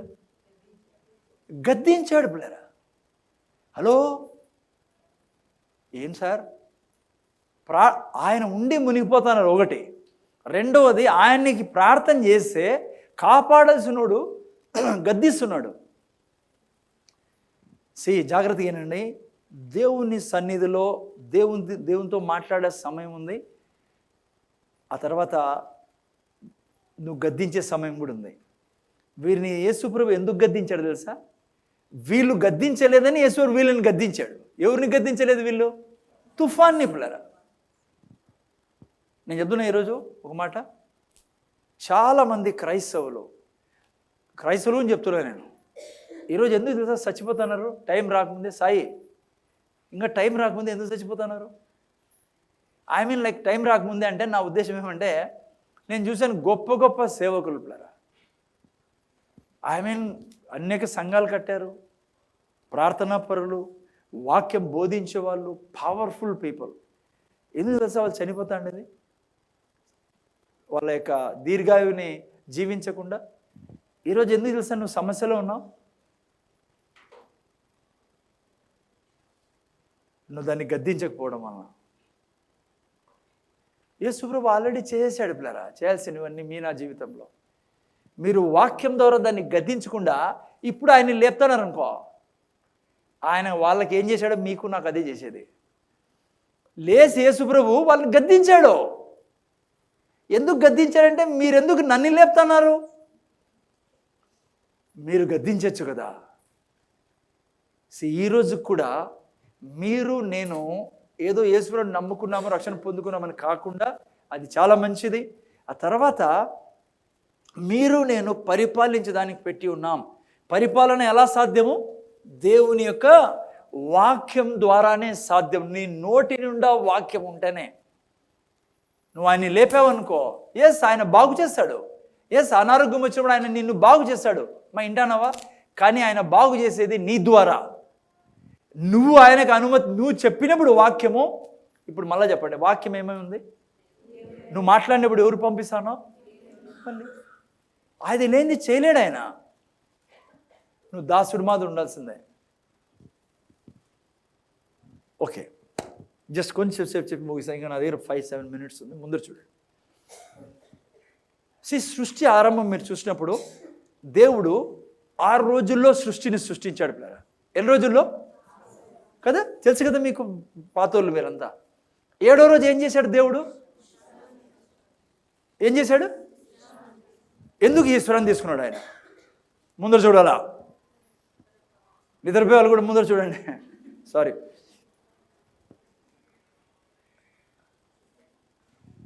ఆరు రోజులు సృష్టిని సృష్టించిన దేవుడు ఏదాని ద్వారా?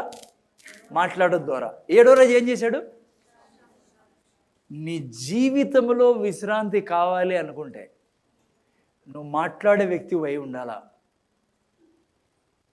నువ్వు అనుక్షణము దేవుని వాక్యం చెప్పేవాడు అయితేనే నువ్వు ఏదంటూ జీవిస్తావు. విశ్రాంతి అంటే ఏంటి?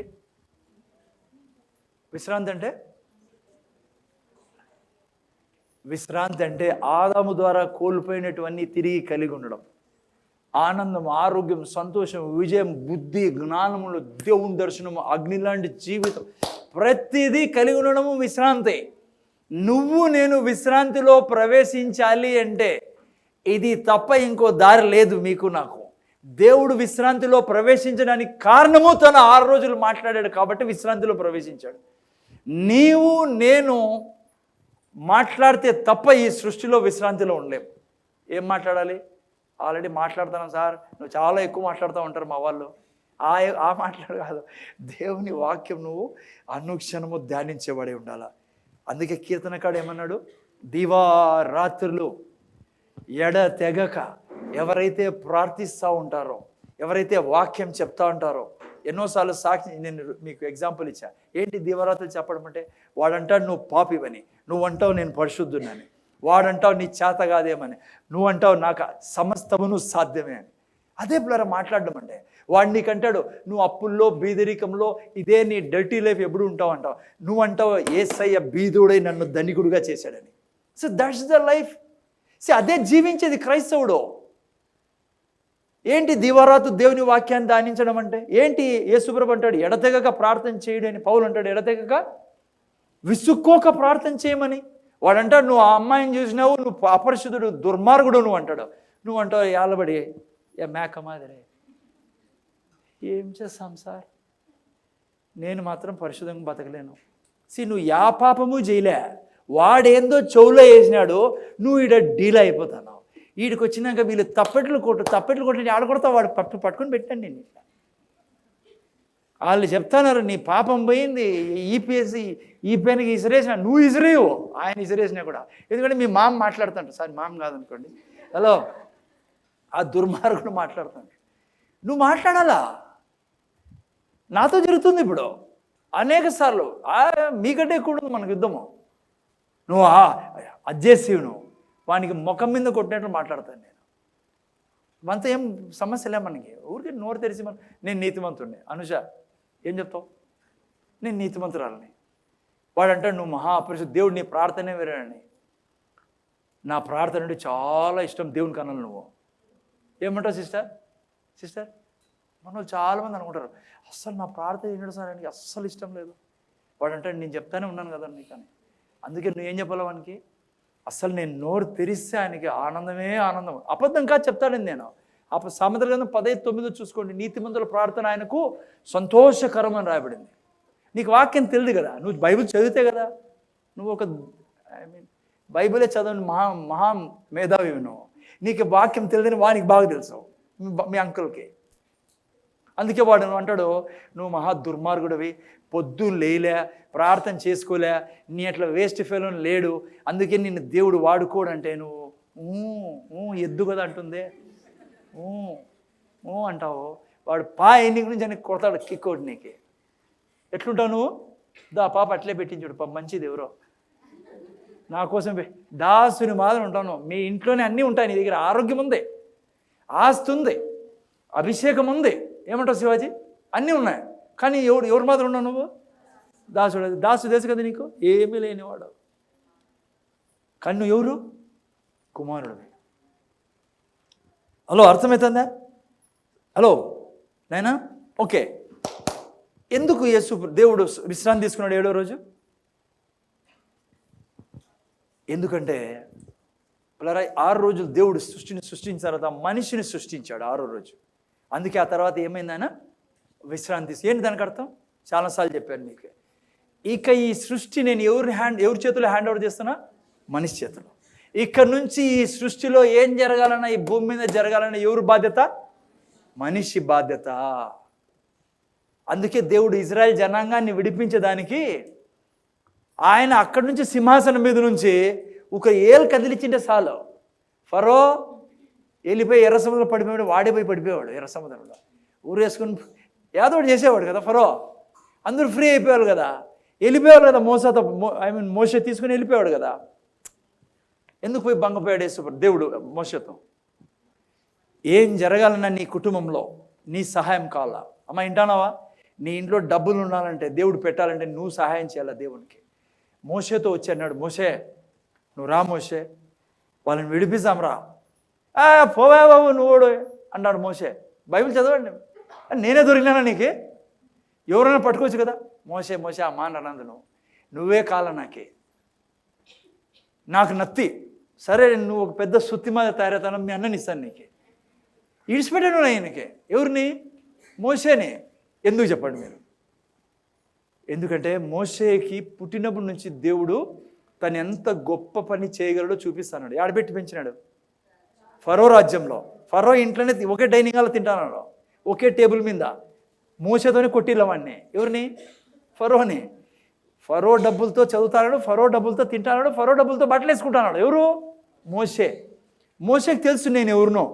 ఎవరు మోసే? ఈ హెబ్రీయుడు. దాసులే వాళ్ళ, మీకు అర్థమైంది కదా, వాళ్ళ బిడ్డను నేను. కానీ ఎవరు పెట్టారు ఇక్కడ నాకు? దేవుడు. అంటే ఆస్తి ఇగలడు ఆయన, ఐశ్వర్యం మిగలడు, నాకు బంగ్లా ఇగలడు ఆయన, నాకు లైక్ ఆ టైంలో నంబర్ 1 కారు ఉండేది ఎవరి దగ్గర? మోషే దగ్గర. అన్నీ ఇగలు. నాకు ఒక దాసునికి ఇవన్నీ ఇగలా ఇచ్చాడయా. అందుకే దేవుడు అన్నాడు, మోషే నీకు ఇచ్చానా? ఈగలను కదా, వీళ్ళందరికీ ఈగలనా లేదా? వీళ్ళందరికీ ఈగలనే కోరిక మోషే. వీరికి నేను పాలు తేనెలు ప్రవహించి దేశం తీసుకెళ్ళాలా, వాళ్ళకి సొంత ఇల్లు నేను, వాళ్ళకి వెండి బంగారు ఇల్లు నేను, వాళ్ళని సుఖంగా పెట్టాలని నేను అబ్రాహాంకు వాగ్దానం చేశా. నువ్వు నాకు సహాయం చేయి మోషే, తీసుకెళ్దాం మన ఇద్దరు కలిసి. మోషే సహాయం చేయకుండా దేవుడు తీసుకెళ్ళాడు. ఎందుకంటే దేవుడు తన్ను తాను బంధించుకున్నాడు తన మాట ద్వారా. హలో, నీకు ఆరోగ్యం ఇలేడు దేవుడు. ఎందుకంటే దేవుడే తను తాను కట్టేసుకున్నాడు. ఎట్లా? తన వాక్యం ద్వారా. ఎలా కట్టేసుకున్నాడు? మనిషిని నేను నా స్వరూపంలో పోలికలో సృష్టిస్తాను, వారు రాజ్యము చేయుదురు అని. వారు రాజ్యం చేయుదురు అన్నాక నువ్వెట్లా దూరుతావు మధ్యలో? ఆమెకి ఆరోగ్యం బాగాలేదు, ఆమె అంటాంది నాకు ఇదే బాగుంటుంది, ఈ ఆరోగ్యంలోనే నేను వెళ్ళిపోతుంది తొందరగా. నువ్వెట్లా దూరుతావు? ఆమె రాజ్యమే వేరు. ఆమె రాజ్యం ఆసుపత్రి రాజ్యము, మాతల రాజ్యం ఆమెదే. దేవుడు అంటాడు, నేను ఏం చేయాలరా? నువ్వు నాకు పర్మిషన్ నేను అదే దేవుడు జలముల మీద అల్లాడుతున్నాడు. నేను నా శరీరం మీద అల్లాడుతున్నాడు ఆయన. నేను నా సేవ మీద, నేను నా సంఘం మీద, నేను నా ఆర్థిక స్థితి మీద. నేను నోరు తెరిచి ఎప్పుడైతే దేవుని యొక్క వాక్యాలని విడుదల చేయడం మొదలు పెడతాం, అనుక్షణం నేను చెప్తాను కదా, నీ చేత కదా అంటాడు వాడు. నేనంటే నాకు సమస్తం సాధ్యం. నేను ఎక్కడ సువార్త చెప్పినా ఆత్మను రక్షిస్తా. నేను ఎక్కడికి వెళ్ళినా జీవితాలు మారుతాయి. నేను ఎక్కడికి వెళ్ళినా రోగులు స్వస్థ పొందుకుంటారు. నేను ఎక్కడికి వెళ్ళినా పరిశుద్ధాత్మ వరాలు నా ద్వారా ప్రవహిస్తాయి. నువ్వు ఎప్పుడైతే ద్వారం తెరుస్తావో, ఎంతకాలం ద్వారం తెరిచి మాట్లాడాలా? జరిగేంత వరకు అవన్నీ నీ జీవితంలో నువ్వు చూసేంత వరకు ఆ జీవితాలన్నీ ఇడిచిపెట్టకూడదు. సాతాను చాలా ప్రయత్నం చేశారు నేను డిస్కరేజ్ చేయడానికి. మనిషిని దేవుడు సృష్టించినదే పరిపాలించడానికి. మనిషి దేవుని వాక్యం ద్వారా పరిపాలిస్తాడు. పేరా అర్థమవుతుందా మీకు? హలో, అందుకే బైబిల్లో చూడండి, నువ్వు అన్నావు అనుకో, తండ్రి ఈ యొక్క కొండను ఏసయ్యా, నీ ఈ కొండను తొలగించు నా జీవితంలో నుంచి. ప్రభు అంటాడు, ఎస్, నీ ద్వారానే. ఎలా తొలగిస్తాడు ఆయన? నీ ద్వారానే. క్లాసిక్ ఎగ్జాంపుల్ బైబిల్లో కొర్నెలియస్ కుటుంబం కదా, ఎంతో భక్తిగల కుటుంబం. ఎవరు చెప్పారు? దేవుడే చెప్పాడు. భయము భక్తి కలిగిన కుటుంబం అండి ఇది. దేవుడు సాక్ష్యం చెప్తున్న వాళ్ళ గురించి. కానీ దేవుడు రక్షించలేకపోయాడు వాళ్ళని. ఎవరి చేతిలో పెట్టాడు రక్షించడము? పేతురు చేతిలో పెట్టాడు. దూత వచ్చి అన్నాడు కొర్నెలియస్ ఫ్యామిలీతో, నువ్వు వాళ్ళని పిలిపించమని. నువ్వు నేనుంటే ఏం సజెస్ట్ చేసేవాళ్ళము? నువ్వు నేనుంటే ఏం సలహా ఇచ్చేవాళ్ళం? ఊరుకోడు బాబు, ఆ పేతురు గీతురు అదంతా నువ్వే చెప్పొచ్చు కదా. దూత చెప్పలేడు. దూత ఎవరి చేతిలో ఉంది? దూతకి ఏం లేదు.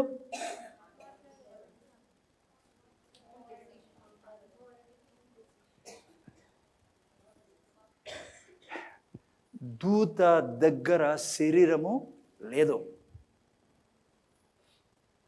శరీరం ఉండేవాళ్ళు ఈ భూమి మీద పరిపాలించాలా. ఈ భూమి మీద ఏది జరగాలని ఎవరి చేతిలో ఉంది? శరీరం ఉండాలా. ఆత్మలకు అధికారం లేదు. అందుకే నేను చనిపోతేనే మళ్ళీ వచ్చేదానికి అధికారం లేదు. వీటికి స్ట్రైట్ హెవెన్. అర్థమైందా? దూతలకు సువార్త చెప్పలేదు, పేతురే రావాలా. పేతురు చెప్పినప్పుడే పని జరిగింది. అందుకే అక్కడ పేతురుతో ఏమంటాడు దేవుడు? అదే దేవుడు ఎవరైతే కొర్నెలియస్ గురించి సాక్ష్యం ఇచ్చాడో పేతురుతో మాట్లాడతాడు. నువ్వు పేతురు వెళ్ళు. పేతురు వచ్చి వాక్యం చేయడం జరిగింది. దూతల చేత కాదు. ఎవరో ఇప్పుడే చెప్పారు కదండి నిలబడి. దూతలు చాలాసార్లు దూతలను చూసి మనం చాలా ఎక్సైట్ అయిపోతుంటాం. వాళ్ళు మనల్ని చూసి ఎక్సైట్ అవుతారు. చాలా ఎక్సైట్మెంట్ మనల్ని చూసినప్పుడు వాళ్ళని. అందుకే మనతో వాళ్ళు దూతలు ఎప్పుడు మనతో ఉంటారు. ఎందుకు చెప్పండి? మీకు తెలుసా ఒక విషయము? జాగ్రత్త ముందర చూడండి. బైబిల్లో ఎక్కడైనా చూసుకోండి మీరు, ముఖ్యంగా ప్రకటన గ్రంథంలో. అమ్మా సిస్టర్, దూతలు ఎప్పుడు నిలబడుకొని ఉంటారు. ఎవరు కూర్చోండేది దేవునితో పాటే? మీకు నాకు కుర్చీ ఉందాడా? కుర్చీ కాదన్నా, ఏమన్నా తెలుగులో సింహాసనం ఉంది. గుడ్. నీకు నాకు సింహాసనం ఉంది. దూతలు ఎప్పుడే కానీ మీ ముందు నా ముందు కూర్చోలేరు. ఎందుకు చెప్పండి?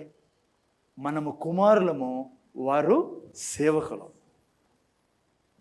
అందుకే వాళ్ళు చాలా ఎక్సైట్మెంట్ ఉంటుంది వాళ్ళలో. మనం చూసినప్పుడు వాళ్ళకి చాలా ఆనందం కలిగించేది ఎప్పుడు తెలుసా? నువ్వు మాట్లాడినప్పుడు. లేదంటే పని లేకుండా కూర్చుంటారు. చాలాసార్లు చూసారు అట్లా కూర్చుంటారు పోలీసులు, వాళ్ళు పంపించారు పని లేక. పని చాలా ఉంటుంది అనుకోండి. నువ్వు మాట్లాడుకోకుంటే ఈ సృష్టి ఆగిపోతుంది. ముఖ్యంగా నీ సృష్టి ఆగిపోతుంది, నీ పిల్లలు ఆగిపోతారు. అదే మాట మీకు ఏమన్నా చెప్తా, ఎంతకాలము భరిస్తావు నీ బిడ్డలో రోగాన్ని? సోమరి అక్క, నువ్వు ఎంతకాలం భరిస్తావు? ఆ పిల్లలు పొడిసి పెడతా అంటే డాక్టర్లు, నువ్వు నోరు తెరసలేవా? నువ్వు నమ్మవా? ఆయన రూమ్లోకి వస్తే మాత్రము ఎగిరి గంతేస్తానంటున్నారు. ఆయన వాక్యంలో ఆయన్ని చూసి ఆనందించాలి నువ్వు నేను ఎప్పుడు అనుక్షణం. అర్థమవుతుంది పిల్లరా? యేసుప్రభు అంటాడు, ఎంతకాలం నువ్వు సహిస్తావు ఇవన్నీ? ఎందుకు నీ అధికారాన్ని వాడుకో? దాసుడుగా ఎందుకు బతుకుతాను? అర్థమవుతుంది పిల్లరా? చూడండి 4వ ఇంకోసారి చదవండి, ఎవరన్నా గట్టి చదవండి ఆయన. మరియు నేను చెప్పినది ఏమనగా, వారసుడు అన్నిటికి కర్త అయ్యున్నను, బాలుడైనంత కాలము అతనికి దాసునికి ఏ భేదమును లేదు. చూసారా పిల్లరా? హలో, అందుకే బైబిల్లో దేవుడు ఏమన్నాడు చెప్పండి? యోహాను సువార్త 1:12 చదవండి ఎవరైనా. ఏమన్నాడు? ఏ రోజు నువ్వు యేసు ప్రభుని రక్షకుడుగా అంగీకరించావో ఆ రోజు నీకు దేవుడు ఎలా కన్నాడు? నిపియోస్గా కాదు, కుమారుడు. ఎందరు అంగీకరించారో వారందరికీ, అనగా తన నామమును విశ్వాసం ఉంచిన దేవుని పిల్లలు. కూడా ఇంగ్లీష్లో మీరు చూస్తే son of gods. We are not a నిపియోస్, we are son of God, because we have a DNA of God. మీలో నాలో మనం నిపియోస్ కాదము, బాలురు కాదు, మనము కుమారులు. మనము కుమారుడు అంటే ఏమో తెలుసా? దేవుడి యొక్క కుమారులు అంటే దేవునిలో ఉండే DNA మీలో నాలో ఉండేది. దేవుని DNA ఏంటి? దేవుడు చీకటితో మాట్లాడతాడు. దేవుడు వెలుగు కలుగును గాక అంటాడు. దేవునికి తెలుసు ఏది నాకు కావాలా, ఏది ఉండకూడదని.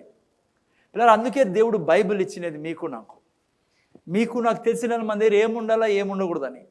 సో అందుకే మీరు నేను నిపియోస్ అయి ఉంటే దాసులమే ఉంటాం. నిపియోస్ అంటే తెలుసు కదా, మాట్లాడని బిడ్డలు. నువ్వు నేను మాట్లాడే వాళ్ళం అయితే తండ్రిలాగా. చెప్పాను కదా, చేపలో DNA ఏంటి? ఈదడమే చేపకి ఉండేది గుణం. ఎక్కడ పోయినా చూడండి మీరు, చేప ఎప్పటికీ భయపడదు. చేప ఏ నీళ్ళలోనైనా ఈదుతుంది కదా, దాంట్లో ఉండే DNA అది DNA అంటే అర్థం మీరు తెలుసుకోవాల్సిందే. మీరు నేను దేవునికి పుట్టినప్పుడు ఆయన అథారిటీ ఇచ్చాడు, మీకు నాకు పవర్ ఇచ్చాడు, ఆయన వాక్యం ఇచ్చాడు. మీరు నేను ఇప్పుడు చేప నీళ్ళలో ఈదినట్లుగా ఈ సృష్టిలో పరిపాలించడానికే ఉన్నాం. ఏ విధంగా పరిపాలిస్తాము? మీరు దేవుని వాక్యం ద్వారా పరిపాలిస్తాం. అందుకే అనుక్షణం హలో వినండి, ఈవెన్ మీకు చెప్తున్నా, అది చెప్పకూడదు లేండి.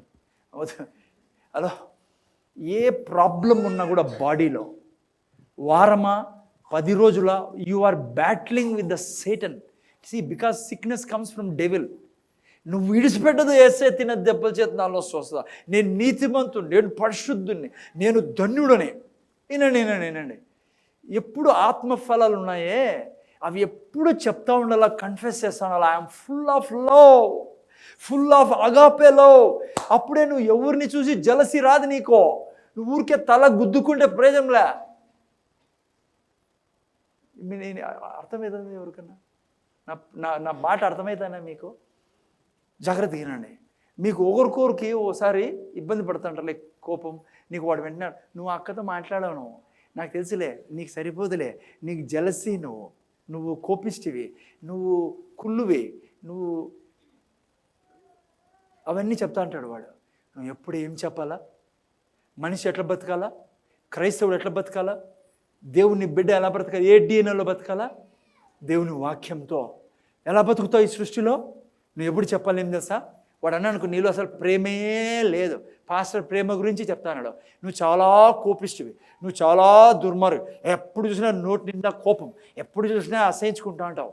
నువ్వు ఎందుకు తెలుసా బిడ్డ అసహించుకుంటా అనేది? నువ్వు చెప్పాల్సింది చెప్పకపోవడం వల్ల. నేను ఈరోజు నీకు ఛాలెంజ్ చెప్తున్నా. 2025లో ప్రవేశించక ముందు నువ్వు వాక్యాన్ని ముందే ఏం చెప్తావు? అగాపే ప్రేమతో నిండి ఉన్నా. ఏం చెప్తావు సార్ నువ్వు అగాపే ప్రేమతో అని? ఎస్, నేను నా మనసు చెప్పను, నా దేవుడు చెప్తా. నా దేవునికి నేను పుట్టి ఉన్నా అంటే దేవుని గుణం నాలో ఉంది. దేవుళ్ళో అగాపే ప్రేమ ఉంది, నాలో అగాపే ప్రేమ ఉంది. దేవునిలో దయ ఉంది, నేను దయతో నిండిన వ్యక్తిని. దేవుడు కనికరంతో నిండిన వ్యక్తి, నేను నీకు ఛాలెంజ్ చెప్తున్నా దేవుని సేవకుడుగా. నువ్వు ఈ మాటలు మొదలుపెట్టు. నీ భార్యను చూస్తేను నీలో ఆమె ఎంత తప్పు చేసినా నువ్వు ఆమె కోప్పడలేవు. నేను ఛాలెంజ్ చేస్తాను పుల్పిట్ మీద నిలబడి. నువ్వు ఆత్మ ఫలాల్ని చెప్పినప్పుడు నీ భార్య ఎంత తప్పు చేసినా నీకు, ఇప్పుడు కొద్దిగా తప్పు చేసినా రేగుతూ ఉంటాను, చిట్లిపోతూ ఉంటాను, చినిగిపోతావేమో అనిపిస్తుంది చిన్న తప్పు చేస్తే కదా. అయిందా మళ్ళీ పక్కన పోయి ఏమంటావు? పక్కన పోయి ఏంది ప్రభువా ఇది, చర్చికి పోతాను కదా ప్రభువా, ప్రార్థన చేసుకుంటే కదా ప్రభువా, ఊరికే ఆ భార్య మీద ఎంత కొట్లాడుతుంది ప్రభువా, ఎంత మాట వస్తే అంత మాట మాట్లాడతా, దుర్మార్గుణ్ణి ప్రభువా అని ఆడు ఏడుస్తావు. మళ్ళా లేస్తావు, తుడుచుకొని వస్తావు, మళ్ళీ రెండో రోజు అదే కథే. ఇట్లే నడుస్తాను, దాసుడుగా బతుకుతాను ఇంట్లో. దేవుడు ఇంత గొప్ప దేవుడు. లాస్ట్లో ఏమంటుంది తెలుసా? ఏం దేవుడు, ఎవరు చేసినారండి, ఆడికి పోతుంది చర్చి ఎలా బైబుల్ ఎలా, అసలు దేవుడు ఎలా. అందుకే నీకు అన్యుడికి ఏం తేడా లేదు బ్రతకడంలో.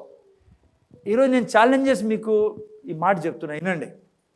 నువ్వు ఎంత కోపిష్టైనా ఈ రోజు నుంచి మొదలుపెట్టు, నేను దయతో నిండిన వాడిని, నేను దేవునికి పుట్టి ఉన్నా, దేవుని గుణం నాలో ఉండేది, దేవుని నేచర్ నాలో ఉండేది. ఒకప్పుడు ఆదాము సంతానాన్ని నేను, ఇప్పుడు యేసయ్య సంతానాన్ని. యేసయ్యలో ఉండే గుణాలు నాలో ఉన్నాయి. నేను దయతో నిండి ఉన్నా, కనికరంతో నిండి ఉన్నా. I'm full of mercy, full of kindness. I'm a gentleman. God behavior is in me. I behave like God behaves. I speak like God speaks. I am full of mercy. You have to speak it. నువ్వు ఇంతవరకు చెప్పావు నేను కోపిష్టిని, అదే నిన్ను పరిపాలిస్తాను. అది నువ్వు ఏ రోజైతే పేతురులాగా దాన్ని తిరిగి రాస్తావో, నీ చరిత్రని, నీ జీవితాన్ని నువ్వు చెప్పు. ఈ రోజు నుంచి దేవుడిలో ఉండే గుణాలు నీలో ఉన్నాయి. నువ్వు దేవునికి పుట్టి ఉన్నావు. ఐఎమ్ ఫుల్ ఆఫ్ మర్సీ, కనికరంతో నిన్న, జాలితో నిన్న, దయతో నిండి ఉన్నా, ప్రేమతో నిన్న. దేవుడు లక్ష్యం ఇస్తాను నేను ప్రతి మనిషిని. ఎప్పుడు నువ్వు దివారాత్రులు ధ్యానించు దేవుని వాక్యాన్ని. నువ్వు జీవితంలో ఎక్కడ వాడిపోవు. నువ్వు చెప్పాలా, దేవుళ్ళా ప్రేమిస్తాను నేను మనుషుల్ని. నేను దేవునికి పుట్టి ఉన్నా. దేవుడు సంతోషపడతాడు, స్వర్గం సంతోషపడుతుంది నిన్ను చూసి, ఆనందిస్తారు వాళ్ళు. ఆత్మీయుల మాటల లోకంలో ఉన్నావు నువ్వు. నేను ఎన్నడే కానీ నువ్వు కించపరుచుకోవద్దు, ఎన్నడే కానీ నిన్ను తృణీకరించొద్దు. నిన్ను డబ్బు విషయంలో పోరాడు. నీది ఆస్తి, ఆయనంతా నాది. నా దేవుడు బీదోడు కాదు, నా దేవుడు అప్పుల్లో జీవించేవాడు కాదు. నేను అప్పుల్లో జీవించను. ఎంతవరకు చెప్తావు? నిరాకారం పోయేంత వరకు, శూన్యం పోయేంత వరకు. దేవుడు అబద్ధం చెప్పడం నీకు వాగ్దానం చేశాడు ఆయన. అది క్రైస్తత్వం. ఈ మతం కాదు ఇది, టంగ వేసుకుంటూ తిరిగేదానికి. హలో, అందుకే దేవుని వాక్యము అన్నిటికంటే ముఖ్యంగా నువ్వు నీ నోటి నిండా ఉండాలి, హృదయం ఉండాలి. అందుకే సామెతల గ్రంథం 4వ 2 వాక్యాలు చదువుతాం, ముగిసాం. 4:20, 4:20 చదవండి ఎవరన్నా. 4:20 చదవండి, జస్ట్ ముగిస్తాను నేను, తొందర చదివేశాను. నా కుమారుడా నా మాటలను ఆలకింపు, నా వాక్యములకు నీ చెవి యొగ్గుము, నీ కన్నుల ఎదుటి నుండి వాటిని తొలగిపోనీయకుము. నా కుమారుడా. ఎంతమంది కుమారులు కుమార్తెలనైనా, కుమార్తెలు వినగలరు. ఏమంటాడు దేవుడు? నా కుమారుడా నా మాటలు ఆలకింపుము, నా వాక్యములకు నీ చెవి యొగ్గుము. సరే, అన్నిటికంటే విలువైంది సృష్టిలో ఏం చెప్పండి అమ్మా? బంగారు వెండి అనుకుంటారు కదా, ఉద్యోగం అనుకుంటారు కదా, మీరు బ్యాంక్ బ్యాలెన్స్ అనుకుంటారు కదా, సొంత ఇల్లుంది బెదర్. నాకేం కొదవ బెదర్, పిల్లలు ఉన్నారు. నువ్వు ఏది నీకు ఆనందం ఇవ్వలేదు.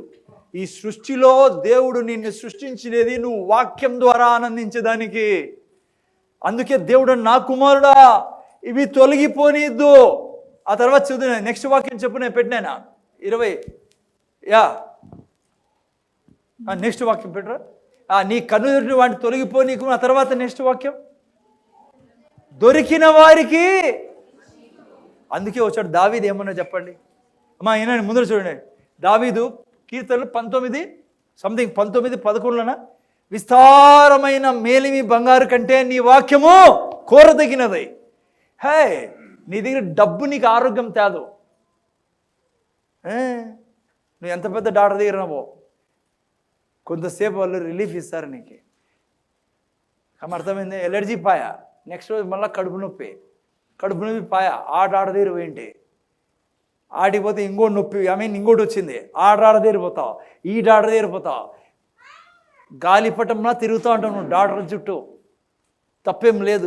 ఇప్పుడు బాధపడకు, ఇప్పుడు జరగాల్సింది నేను చెప్పడంలా. అట్లా కాకుండా నీ జీవితం బాగుండాలంటే నీ దగ్గర ఏముండాలా?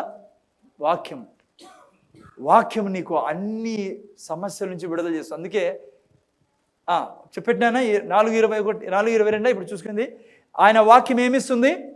జీవం అంటే ఏంటి? దేవుని జీవితం నీకు ఇస్తుంది. నువ్వు చెప్పినావనుకో, నేను దయతో నిండి ఉన్నా, ఆ దయ నీలో ఉంటుంది. అందుకే సాతాను మాట వినకో, నువ్వు దేవుడు చెప్పిన మాట చెప్పు. నా భార్య అంటే చాలా ఇష్టం. చెప్పండి, నా భార్య అంటే, పెళ్ళైన వాళ్ళు చెప్పండి, నా భార్య అంటే అబ్రాహాం మీద ఒక్కడే చెప్తాను, ఎవరు చెప్పడం? చెప్పారు మీరాజు, నా భార్య అంటే చాలా ఇష్టం నాకు. మీరు నవ్వుతున్నారు కానీ ఐ సే దిస్, ఎందుకంటే చాలాసార్లు ఎవరోడో ఏదో చెప్పి విని చెప్పేసి వింటాం. నేను మీకు జోక్ కాదు చెప్తాను, నువ్వు చెప్పి చూడు. నువ్వు ఎంతమంది క్షమించలేకపోతా అంటారు కదా? చాలాసార్లు క్షమించలేము కొంతమందిని. ఇప్పటికీ మీ గుండెల్లో ఉంటారు కొంతమంది. అనుష ఎవరు ఉన్నారా? హలో, నాకు ఉండే ఒకప్పుడు సంఘంలో పాస్టర్గా నేను ఒక ముందు ఉన్నప్పుడు, ఈ విషయాలు తెలియనప్పుడు నాకు ఉంటాడే పిల్లరా. నాకు ఈ చర్చిలో ఆ బ్రదర్ అని సరిపోదు. ఈ బ్రదర్ మంచోడు, చాలా మంచోడు. ఈ సిస్టర్ మంచిది కాదు, ఆ బ్రదర్ మంచిది. హే, బైబుల్ నా దగ్గర ఉంది. ఈరోజు నా దేవుని ఎదుట సాక్ష్యంగా నేను చెప్తాను. ఆ యొక్క విషయం తీసేశాడు దేవుడు. ఎట్లా తెలుసా? నేను చెప్పడం ద్వారా. ఏమని? నాలో అగాపే ప్రేమ ఉంది, దేవుళ్ళ క్షమిస్తానని. ఈరోజు నువ్వు నమ్మకపోతే నా పరిస్థితి చెప్తున్నా నీకు.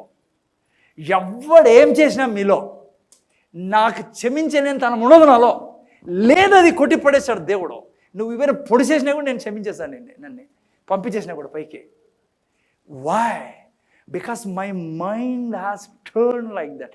నా మనస్సుని నేను తిప్పి పెట్టేశాను బ్రదర్. ఏదాని ద్వారా? అందుకే విస్తారమైన ధనం కంటే ఎక్కువ కోరదగింది ఏంటి? మేలిమి బంగారు కంటే వాక్యం. ఎందుకంటే వాక్యం నన్ను మారుస్తుంది, వాక్యం నాకు ఆరోగ్యం ఇస్తుంది, వాక్యం ఇంకో మనిషి మీద దయ చూపే సహాయం చేస్తుంది. నీ భర్త అంటే ఇంతవరకు నీకు ఇష్టం లేదా? నువ్వు చెప్పు, నా భర్త అంటే యేసు నామములో చాలా ఇష్టం, ఎందుకంటే నా దేవుడు నా భర్తనిచ్చాడు. నా భర్త, నువ్వు చెప్తే ఆ మాట, నీ భర్త ఎక్సలెంట్గా తయారవుతాడు.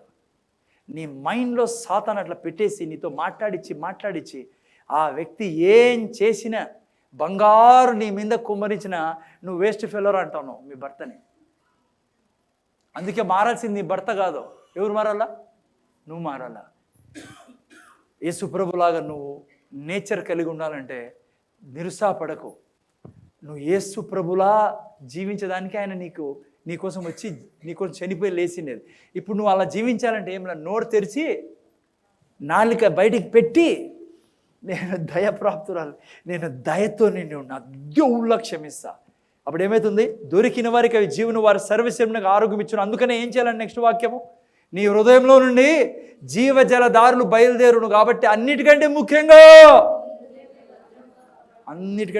నా చైన్ని భద్రంగా పెట్టుకున్నాం సార్. పీక్కుపోయిన వాళ్ళు వచ్చారు, పీక్కుపోతారు. అది పోయినా పర్లేదు, 10 సంపాదించుకుంటాను. నువ్వు జాగ్రత్తగా పెట్టుకోవాల్సింది నీ హృదయంలో ఏం పోతుంది దినమంతా. సో ఏం ప్రార్థన ఎట్లున్నానో వర్డ్, వాక్యం ద్వారా ప్రార్థన. ఒక్క మాట చెప్పు. దేవుడు వాక్యాన్ని విడుదల చేశాడు పిల్లరా. ప్లీజ్ ముగిస్తాను, ముందు చూడండి. దేవుడు తన వాక్యానికి అసైన్మెంట్ ఇచ్చి, పని ఇచ్చి రిలీజ్ చేశాడు పిల్లరా. అందుకే దేవుడు ఏమన్నా, నా వాక్యము వర్షంలాగా, ఈ లోకంలో వర్షం వస్తుంది అట్లా వాక్యం నాది అన్నాడు. యెషయా గ్రంథం 55:10-11లో వాక్యాన్ని విడుదల చేశాడు దేవుడు. నువ్వు ఆ వాక్యాన్ని తీసుకున్నప్పుడు, వింటున్నారా? నువ్వు ఆ వాక్యాన్ని తీసుకున్నప్పుడు ఆ వాక్యం యొక్క అసైన్మెంట్ ఏంటి, ఆ వాక్యం యొక్క పని ఏమంటే, ఆ వాక్యం ఏం చెప్తుందో అది నీ జీవితంలో చేయాలి. అది అందుకే అంటాను, నువ్వు అన్నావు అనుకో, దేవుళ్ళ క్షమిస్తాను నేను, దేవుని గుణం నాలో ఉంది, దేవుని నేచర్ నాలో ఉంది, దేవునికి పుట్టి ఉన్నా. నీ బాడీని చూడొద్దు నువ్వు ఎప్పుడు, నీ స్పిరిట్ని చూడు. నీ స్పిరిట్ ఆటి నుంచి వచ్చినది, దేవుడి నుంచి. నీ స్పిరిట్ ఏమైందో నువ్వు చెప్పినావు అనుకో, జాగ్రత్త చూడండి. ఏమైంది తెలుసా, వర్షం వచ్చినప్పుడు ఏం చేస్తుంది, తడుపుతుంది, నీకు దీవెనలు ఇస్తుంది. వాక్యం కూడా అట్లనంట. నువ్వు వాక్యం చెప్పినప్పుడు ఆ వాక్యం నీ జీవితాన్ని తడుపుతుంది, నీకు కావాల్సింది తెచ్చిస్తుంది ఆ వాక్యం. నువ్వు వాక్యం చెప్పినప్పుడు ఏమైంది తెలుసా, దూతలు నీ జీవితం మీద పని చేయడం మొదలు పెడతాయి, ఆ రోగపు ఆత్మని పారద్రోలుతాయి. 103వ కీర్తన 20వ వాక్యం ఏం రాబడింది, దూతల పని ఏంటి, నీ నోటి మాట విని అవి పని చేస్తాయని రాబడింది. అందుకే చెప్పా, డానియేల్ దగ్గరికి దూతలు ఎప్పుడు వచ్చారు, ఉపవాస ప్రార్థన వలన కాదు వచ్చినది అవి. యేసు ప్రభు దగ్గర దూతలు ఎప్పుడు వచ్చారు, సేవ చేయడానికి, వాక్యం చెప్పినప్పుడు. సాతాను ఎదుట దేవుడు యేసు ప్రభు వాక్యం చెప్పిన తర్వాత ఎవరు వచ్చారు, దూతలు వచ్చారు. ఎందుకంటే యేసు ప్రభు చెప్పాడు, నీ దేవుణ్ణి తప్ప ఇంకోరికి నమస్కారం చేయకూడదురా, సాతానా వెళ్ళిపో అన్నప్పుడు దూతలు వచ్చారు. దానియేలు దూత వచ్చి అంటుంది, అయ్యా నువ్వు నీ మాటలను బట్టి మేము వచ్చాము ఇటుకే, ఉపవాసాన్ని బట్టి కాదు. ఉపవాసాన్ని బట్టి వచ్చింటే 40 రోజు ఎందుకు రాలే, సాతాను రాకముందే దూతలు. ఉపవాసాన్ని బట్టి వచ్చింటే దూత ఏం చెప్పాల్సింది దానియేలుతో, దానియేలు ఏం మనిషివాను, అసలు అన్నమే తినలేదు కదా నువ్వు మనిషి, నువ్వు అన్నం తినలేదని పరిగెత్తి వచ్చాను నేను, నీ సేవ అన్నాడా. నీ మాటలో ఉన్న మేము ఇక్కడ ఉన్నాం, నేను చెప్తున్నాను నీకు, నీ చుట్టూ దూతలు ఉన్నారు, నీతో దేవుడు ఉన్నాడు, నువ్వు దైవత్వంతో నేను ఉన్నావు. ఎందుకు చేస్తా, భూమి మీద ఉండేది ఈ లోకంలో వెలుగు తేడానికి, రోగాన్ని పరిపాలించడానికి. అమ్మ వింటానవా బిడ్డ, దయ్యాల్ని పరిపాలించడానికి నువ్వు ఉండేది, ఈ భూమిని దీవించడానికి నువ్వు ఉండేది. దానికోసం ఏం చేస్తా, నేను చచ్చిపోవాలా, నో, అన్నీ ఆయన చేసుకున్నాడు. నువ్వు చేసింది ఒకటే, నీ నోటిని తన వాక్యంతో నింపుకోవాలా, నీ హృదయాన్ని తన వాక్యంతో నింపుకున్నప్పుడు నీలో నుంచి ఏం బయలుదేరుతాయి, ఇప్పుడు పెట్టిన జీవ జలధార. అదే వాక్యంతో ప్రార్థన చేయడం అంటే, ఓకేనా. సో మీరు నేను విన్న వాక్యాన్ని మర్చిపోకండి, సాతానికి ఏమాత్రం అవకాశం ఇవ్వకండి. ఎంత కష్టం ఉన్నా, ఎంత నొప్పి ఉన్నా కడుపులో, బిడ్డల్లో ఏ అనారోగ్యం ఉన్నా ఫస్ట్ లేచి శపించండి. యేసుప్రభు చెట్టును శపించినట్లరా, రోగమా చచ్చిపోను, ఈ బిడ్డ నుంచి దూరం పో, నా శరీరం నుంచి దూరం, you have to curse it. లేకుంటే నువ్వు నిప్యూస్గా దాసుడుగా జీవిస్తావు ఆ రోగానికి. నీ కుటుంబం దాసత్వంలో ఉంటుంది. నీకు దేవుడిచ్చే డబ్బులన్నీ డాక్టర్లు తినేస్తారు. నీకు దేవుడిచ్చే డబ్బులంతా నువ్వు అనవసరంగా వేస్ట్ చేసుకుంటావు. దేవుడు ఆల్రెడీ నీతో వాగ్దానం చేశాడు, నీ పంటను తినే పురుగులు గద్దిస్తా. ఏ కొండైనా నీ జీవితం తొలగించగలడు దేవుడు నీ ద్వారానే. ఎందుకు 7వ రోజు రెస్ట్ తీసుకోండి దేవుడు, ఎందుకంటే నీ సృష్టి నీ చేతికి అప్పచెప్పాడు కాబట్టి. 6వ రోజు నువ్వు పుట్టావు, దేవుని లెక్క ప్రకారం నీ చేతికి బీగంచోళ్ళు ఇచ్చాడు దేవుడు. నీకు విశ్రాంతి కావాలంటే నువ్వు ఏం చేయాలా, వాక్యాన్ని విడుదల చేసే వ్యక్తిగా ఉండాలా. అదే ప్రార్థన అంటే. ప్రార్థన అంటే ఏడ్చేది కాదు, ఏడ్చి మంచిది, కొన్నిసార్లు మనం ఏడ్చాలా, ఉపవాసం అన్నీ మంచిదే. వాక్యం చెప్పే వ్యక్తిగా ఉండాలా. కేవలం ప్రార్థనలోనే కాదు, దివారాత్రులు ఎడతెగక. దేవుడు దీవించును కాక. ప్రార్థన చేసుకుందాం. కొత్త సంవత్సరం వెళ్తున్నాం, ప్రార్థన చేసుకుందాం. పిల్లరా ప్లీజ్ అర్థం చేసుకోండి, 2025లో ప్రవేశించప్పుడు ఏవేవో కోరికలు ఉండే మంచిది, ఆశ కలిగి ప్రాణం దేవుడు తృప్తిపరిచేవాడు. కానీ రహస్యం ఏంటంటే, నీ దగ్గర వాక్యం లేదనుకో, 2025 కూడా 2024 కంటే భయంకరంగా ఉండొచ్చు. కానీ నేను అశుభం నీకు చెప్పడం లేదు, శుభవార్త మీకు చెప్తున్నా. నేను 2025 దీవెన సంవత్సరంగా కావడానికి నీ నోటి నిండా దేవుని వాక్యం ఉంచితేనే మారుతుంది. అది లేకుండా నువ్వు 2025లో ఆరోగ్యంగా ఉండడం కష్టం. అది లేకుండా అప్పుల నుంచి బయటపడడం కష్టం. అది వాక్యం నీ హృదయంలో నీ నోట్లో లేకుండా ఏది నువ్వు సాధించలేవు బిడ్డ. సో వాక్యం ద్వారా మనం బ్రతుకుదాం. బైబిల్లో యేసుప్రభు క్లియర్గా చెప్పాడు, మనిషి కేవలం రొట్టె వలన కాదు, దేవుని నోటి నుంచి వచ్చిన మాట వలన బ్రతుకుతాడు. తండ్రి, మాకు ఇచ్చిన గొప్ప సత్యాన్ని బట్టి నీకు వందనాలు రాజా. నీ పోలికలో స్వరూపంలో మనం సృష్టించావు. నీలా పరిపాలించడానికి, యేసయ్యలా అందరినీ క్షమించడానికి, యేసయ్యలా అందరినీ దయ చూపేదానికి, యేసయ్యలా ఆస్తిపరుడే జీవించడానికి, యేసయ్యలా రోగం లేకుండా జీవించేదానికి తండ్రి, యేసయ్యలా రోగాల మీద పరిపాలించదాన్ని, యేసయ్యలా కష్టాల్లో దయ్యాలతో పీడించబడుతున్నవారు విడిపించదాన్ని, యేసయ్యలా 9 పరిశుద్ధాత్మ వరాలు కలిగి జీవించేదాన్ని. తండ్రి, ఈ యొక్క గొప్ప జీవితాన్ని ఎలా మేము ఇంప్లిమెంట్ చేయాలి, ఎలా బయటికి తేవాలి మాలో నుంచి అనేది విన్నాం ఈరోజు. ఇక్కడ నుంచి ఇక్కడ ఉన్న బిడ్డలందరూ ఎప్పుడు నోటి నిండా హృదయం నిండా వాక్యంతో ఉండడానికి సహాయం చేయమని యేసయ్య నామములో వేడుకొచ్చున్నాం తండ్రి. ఆమేన్.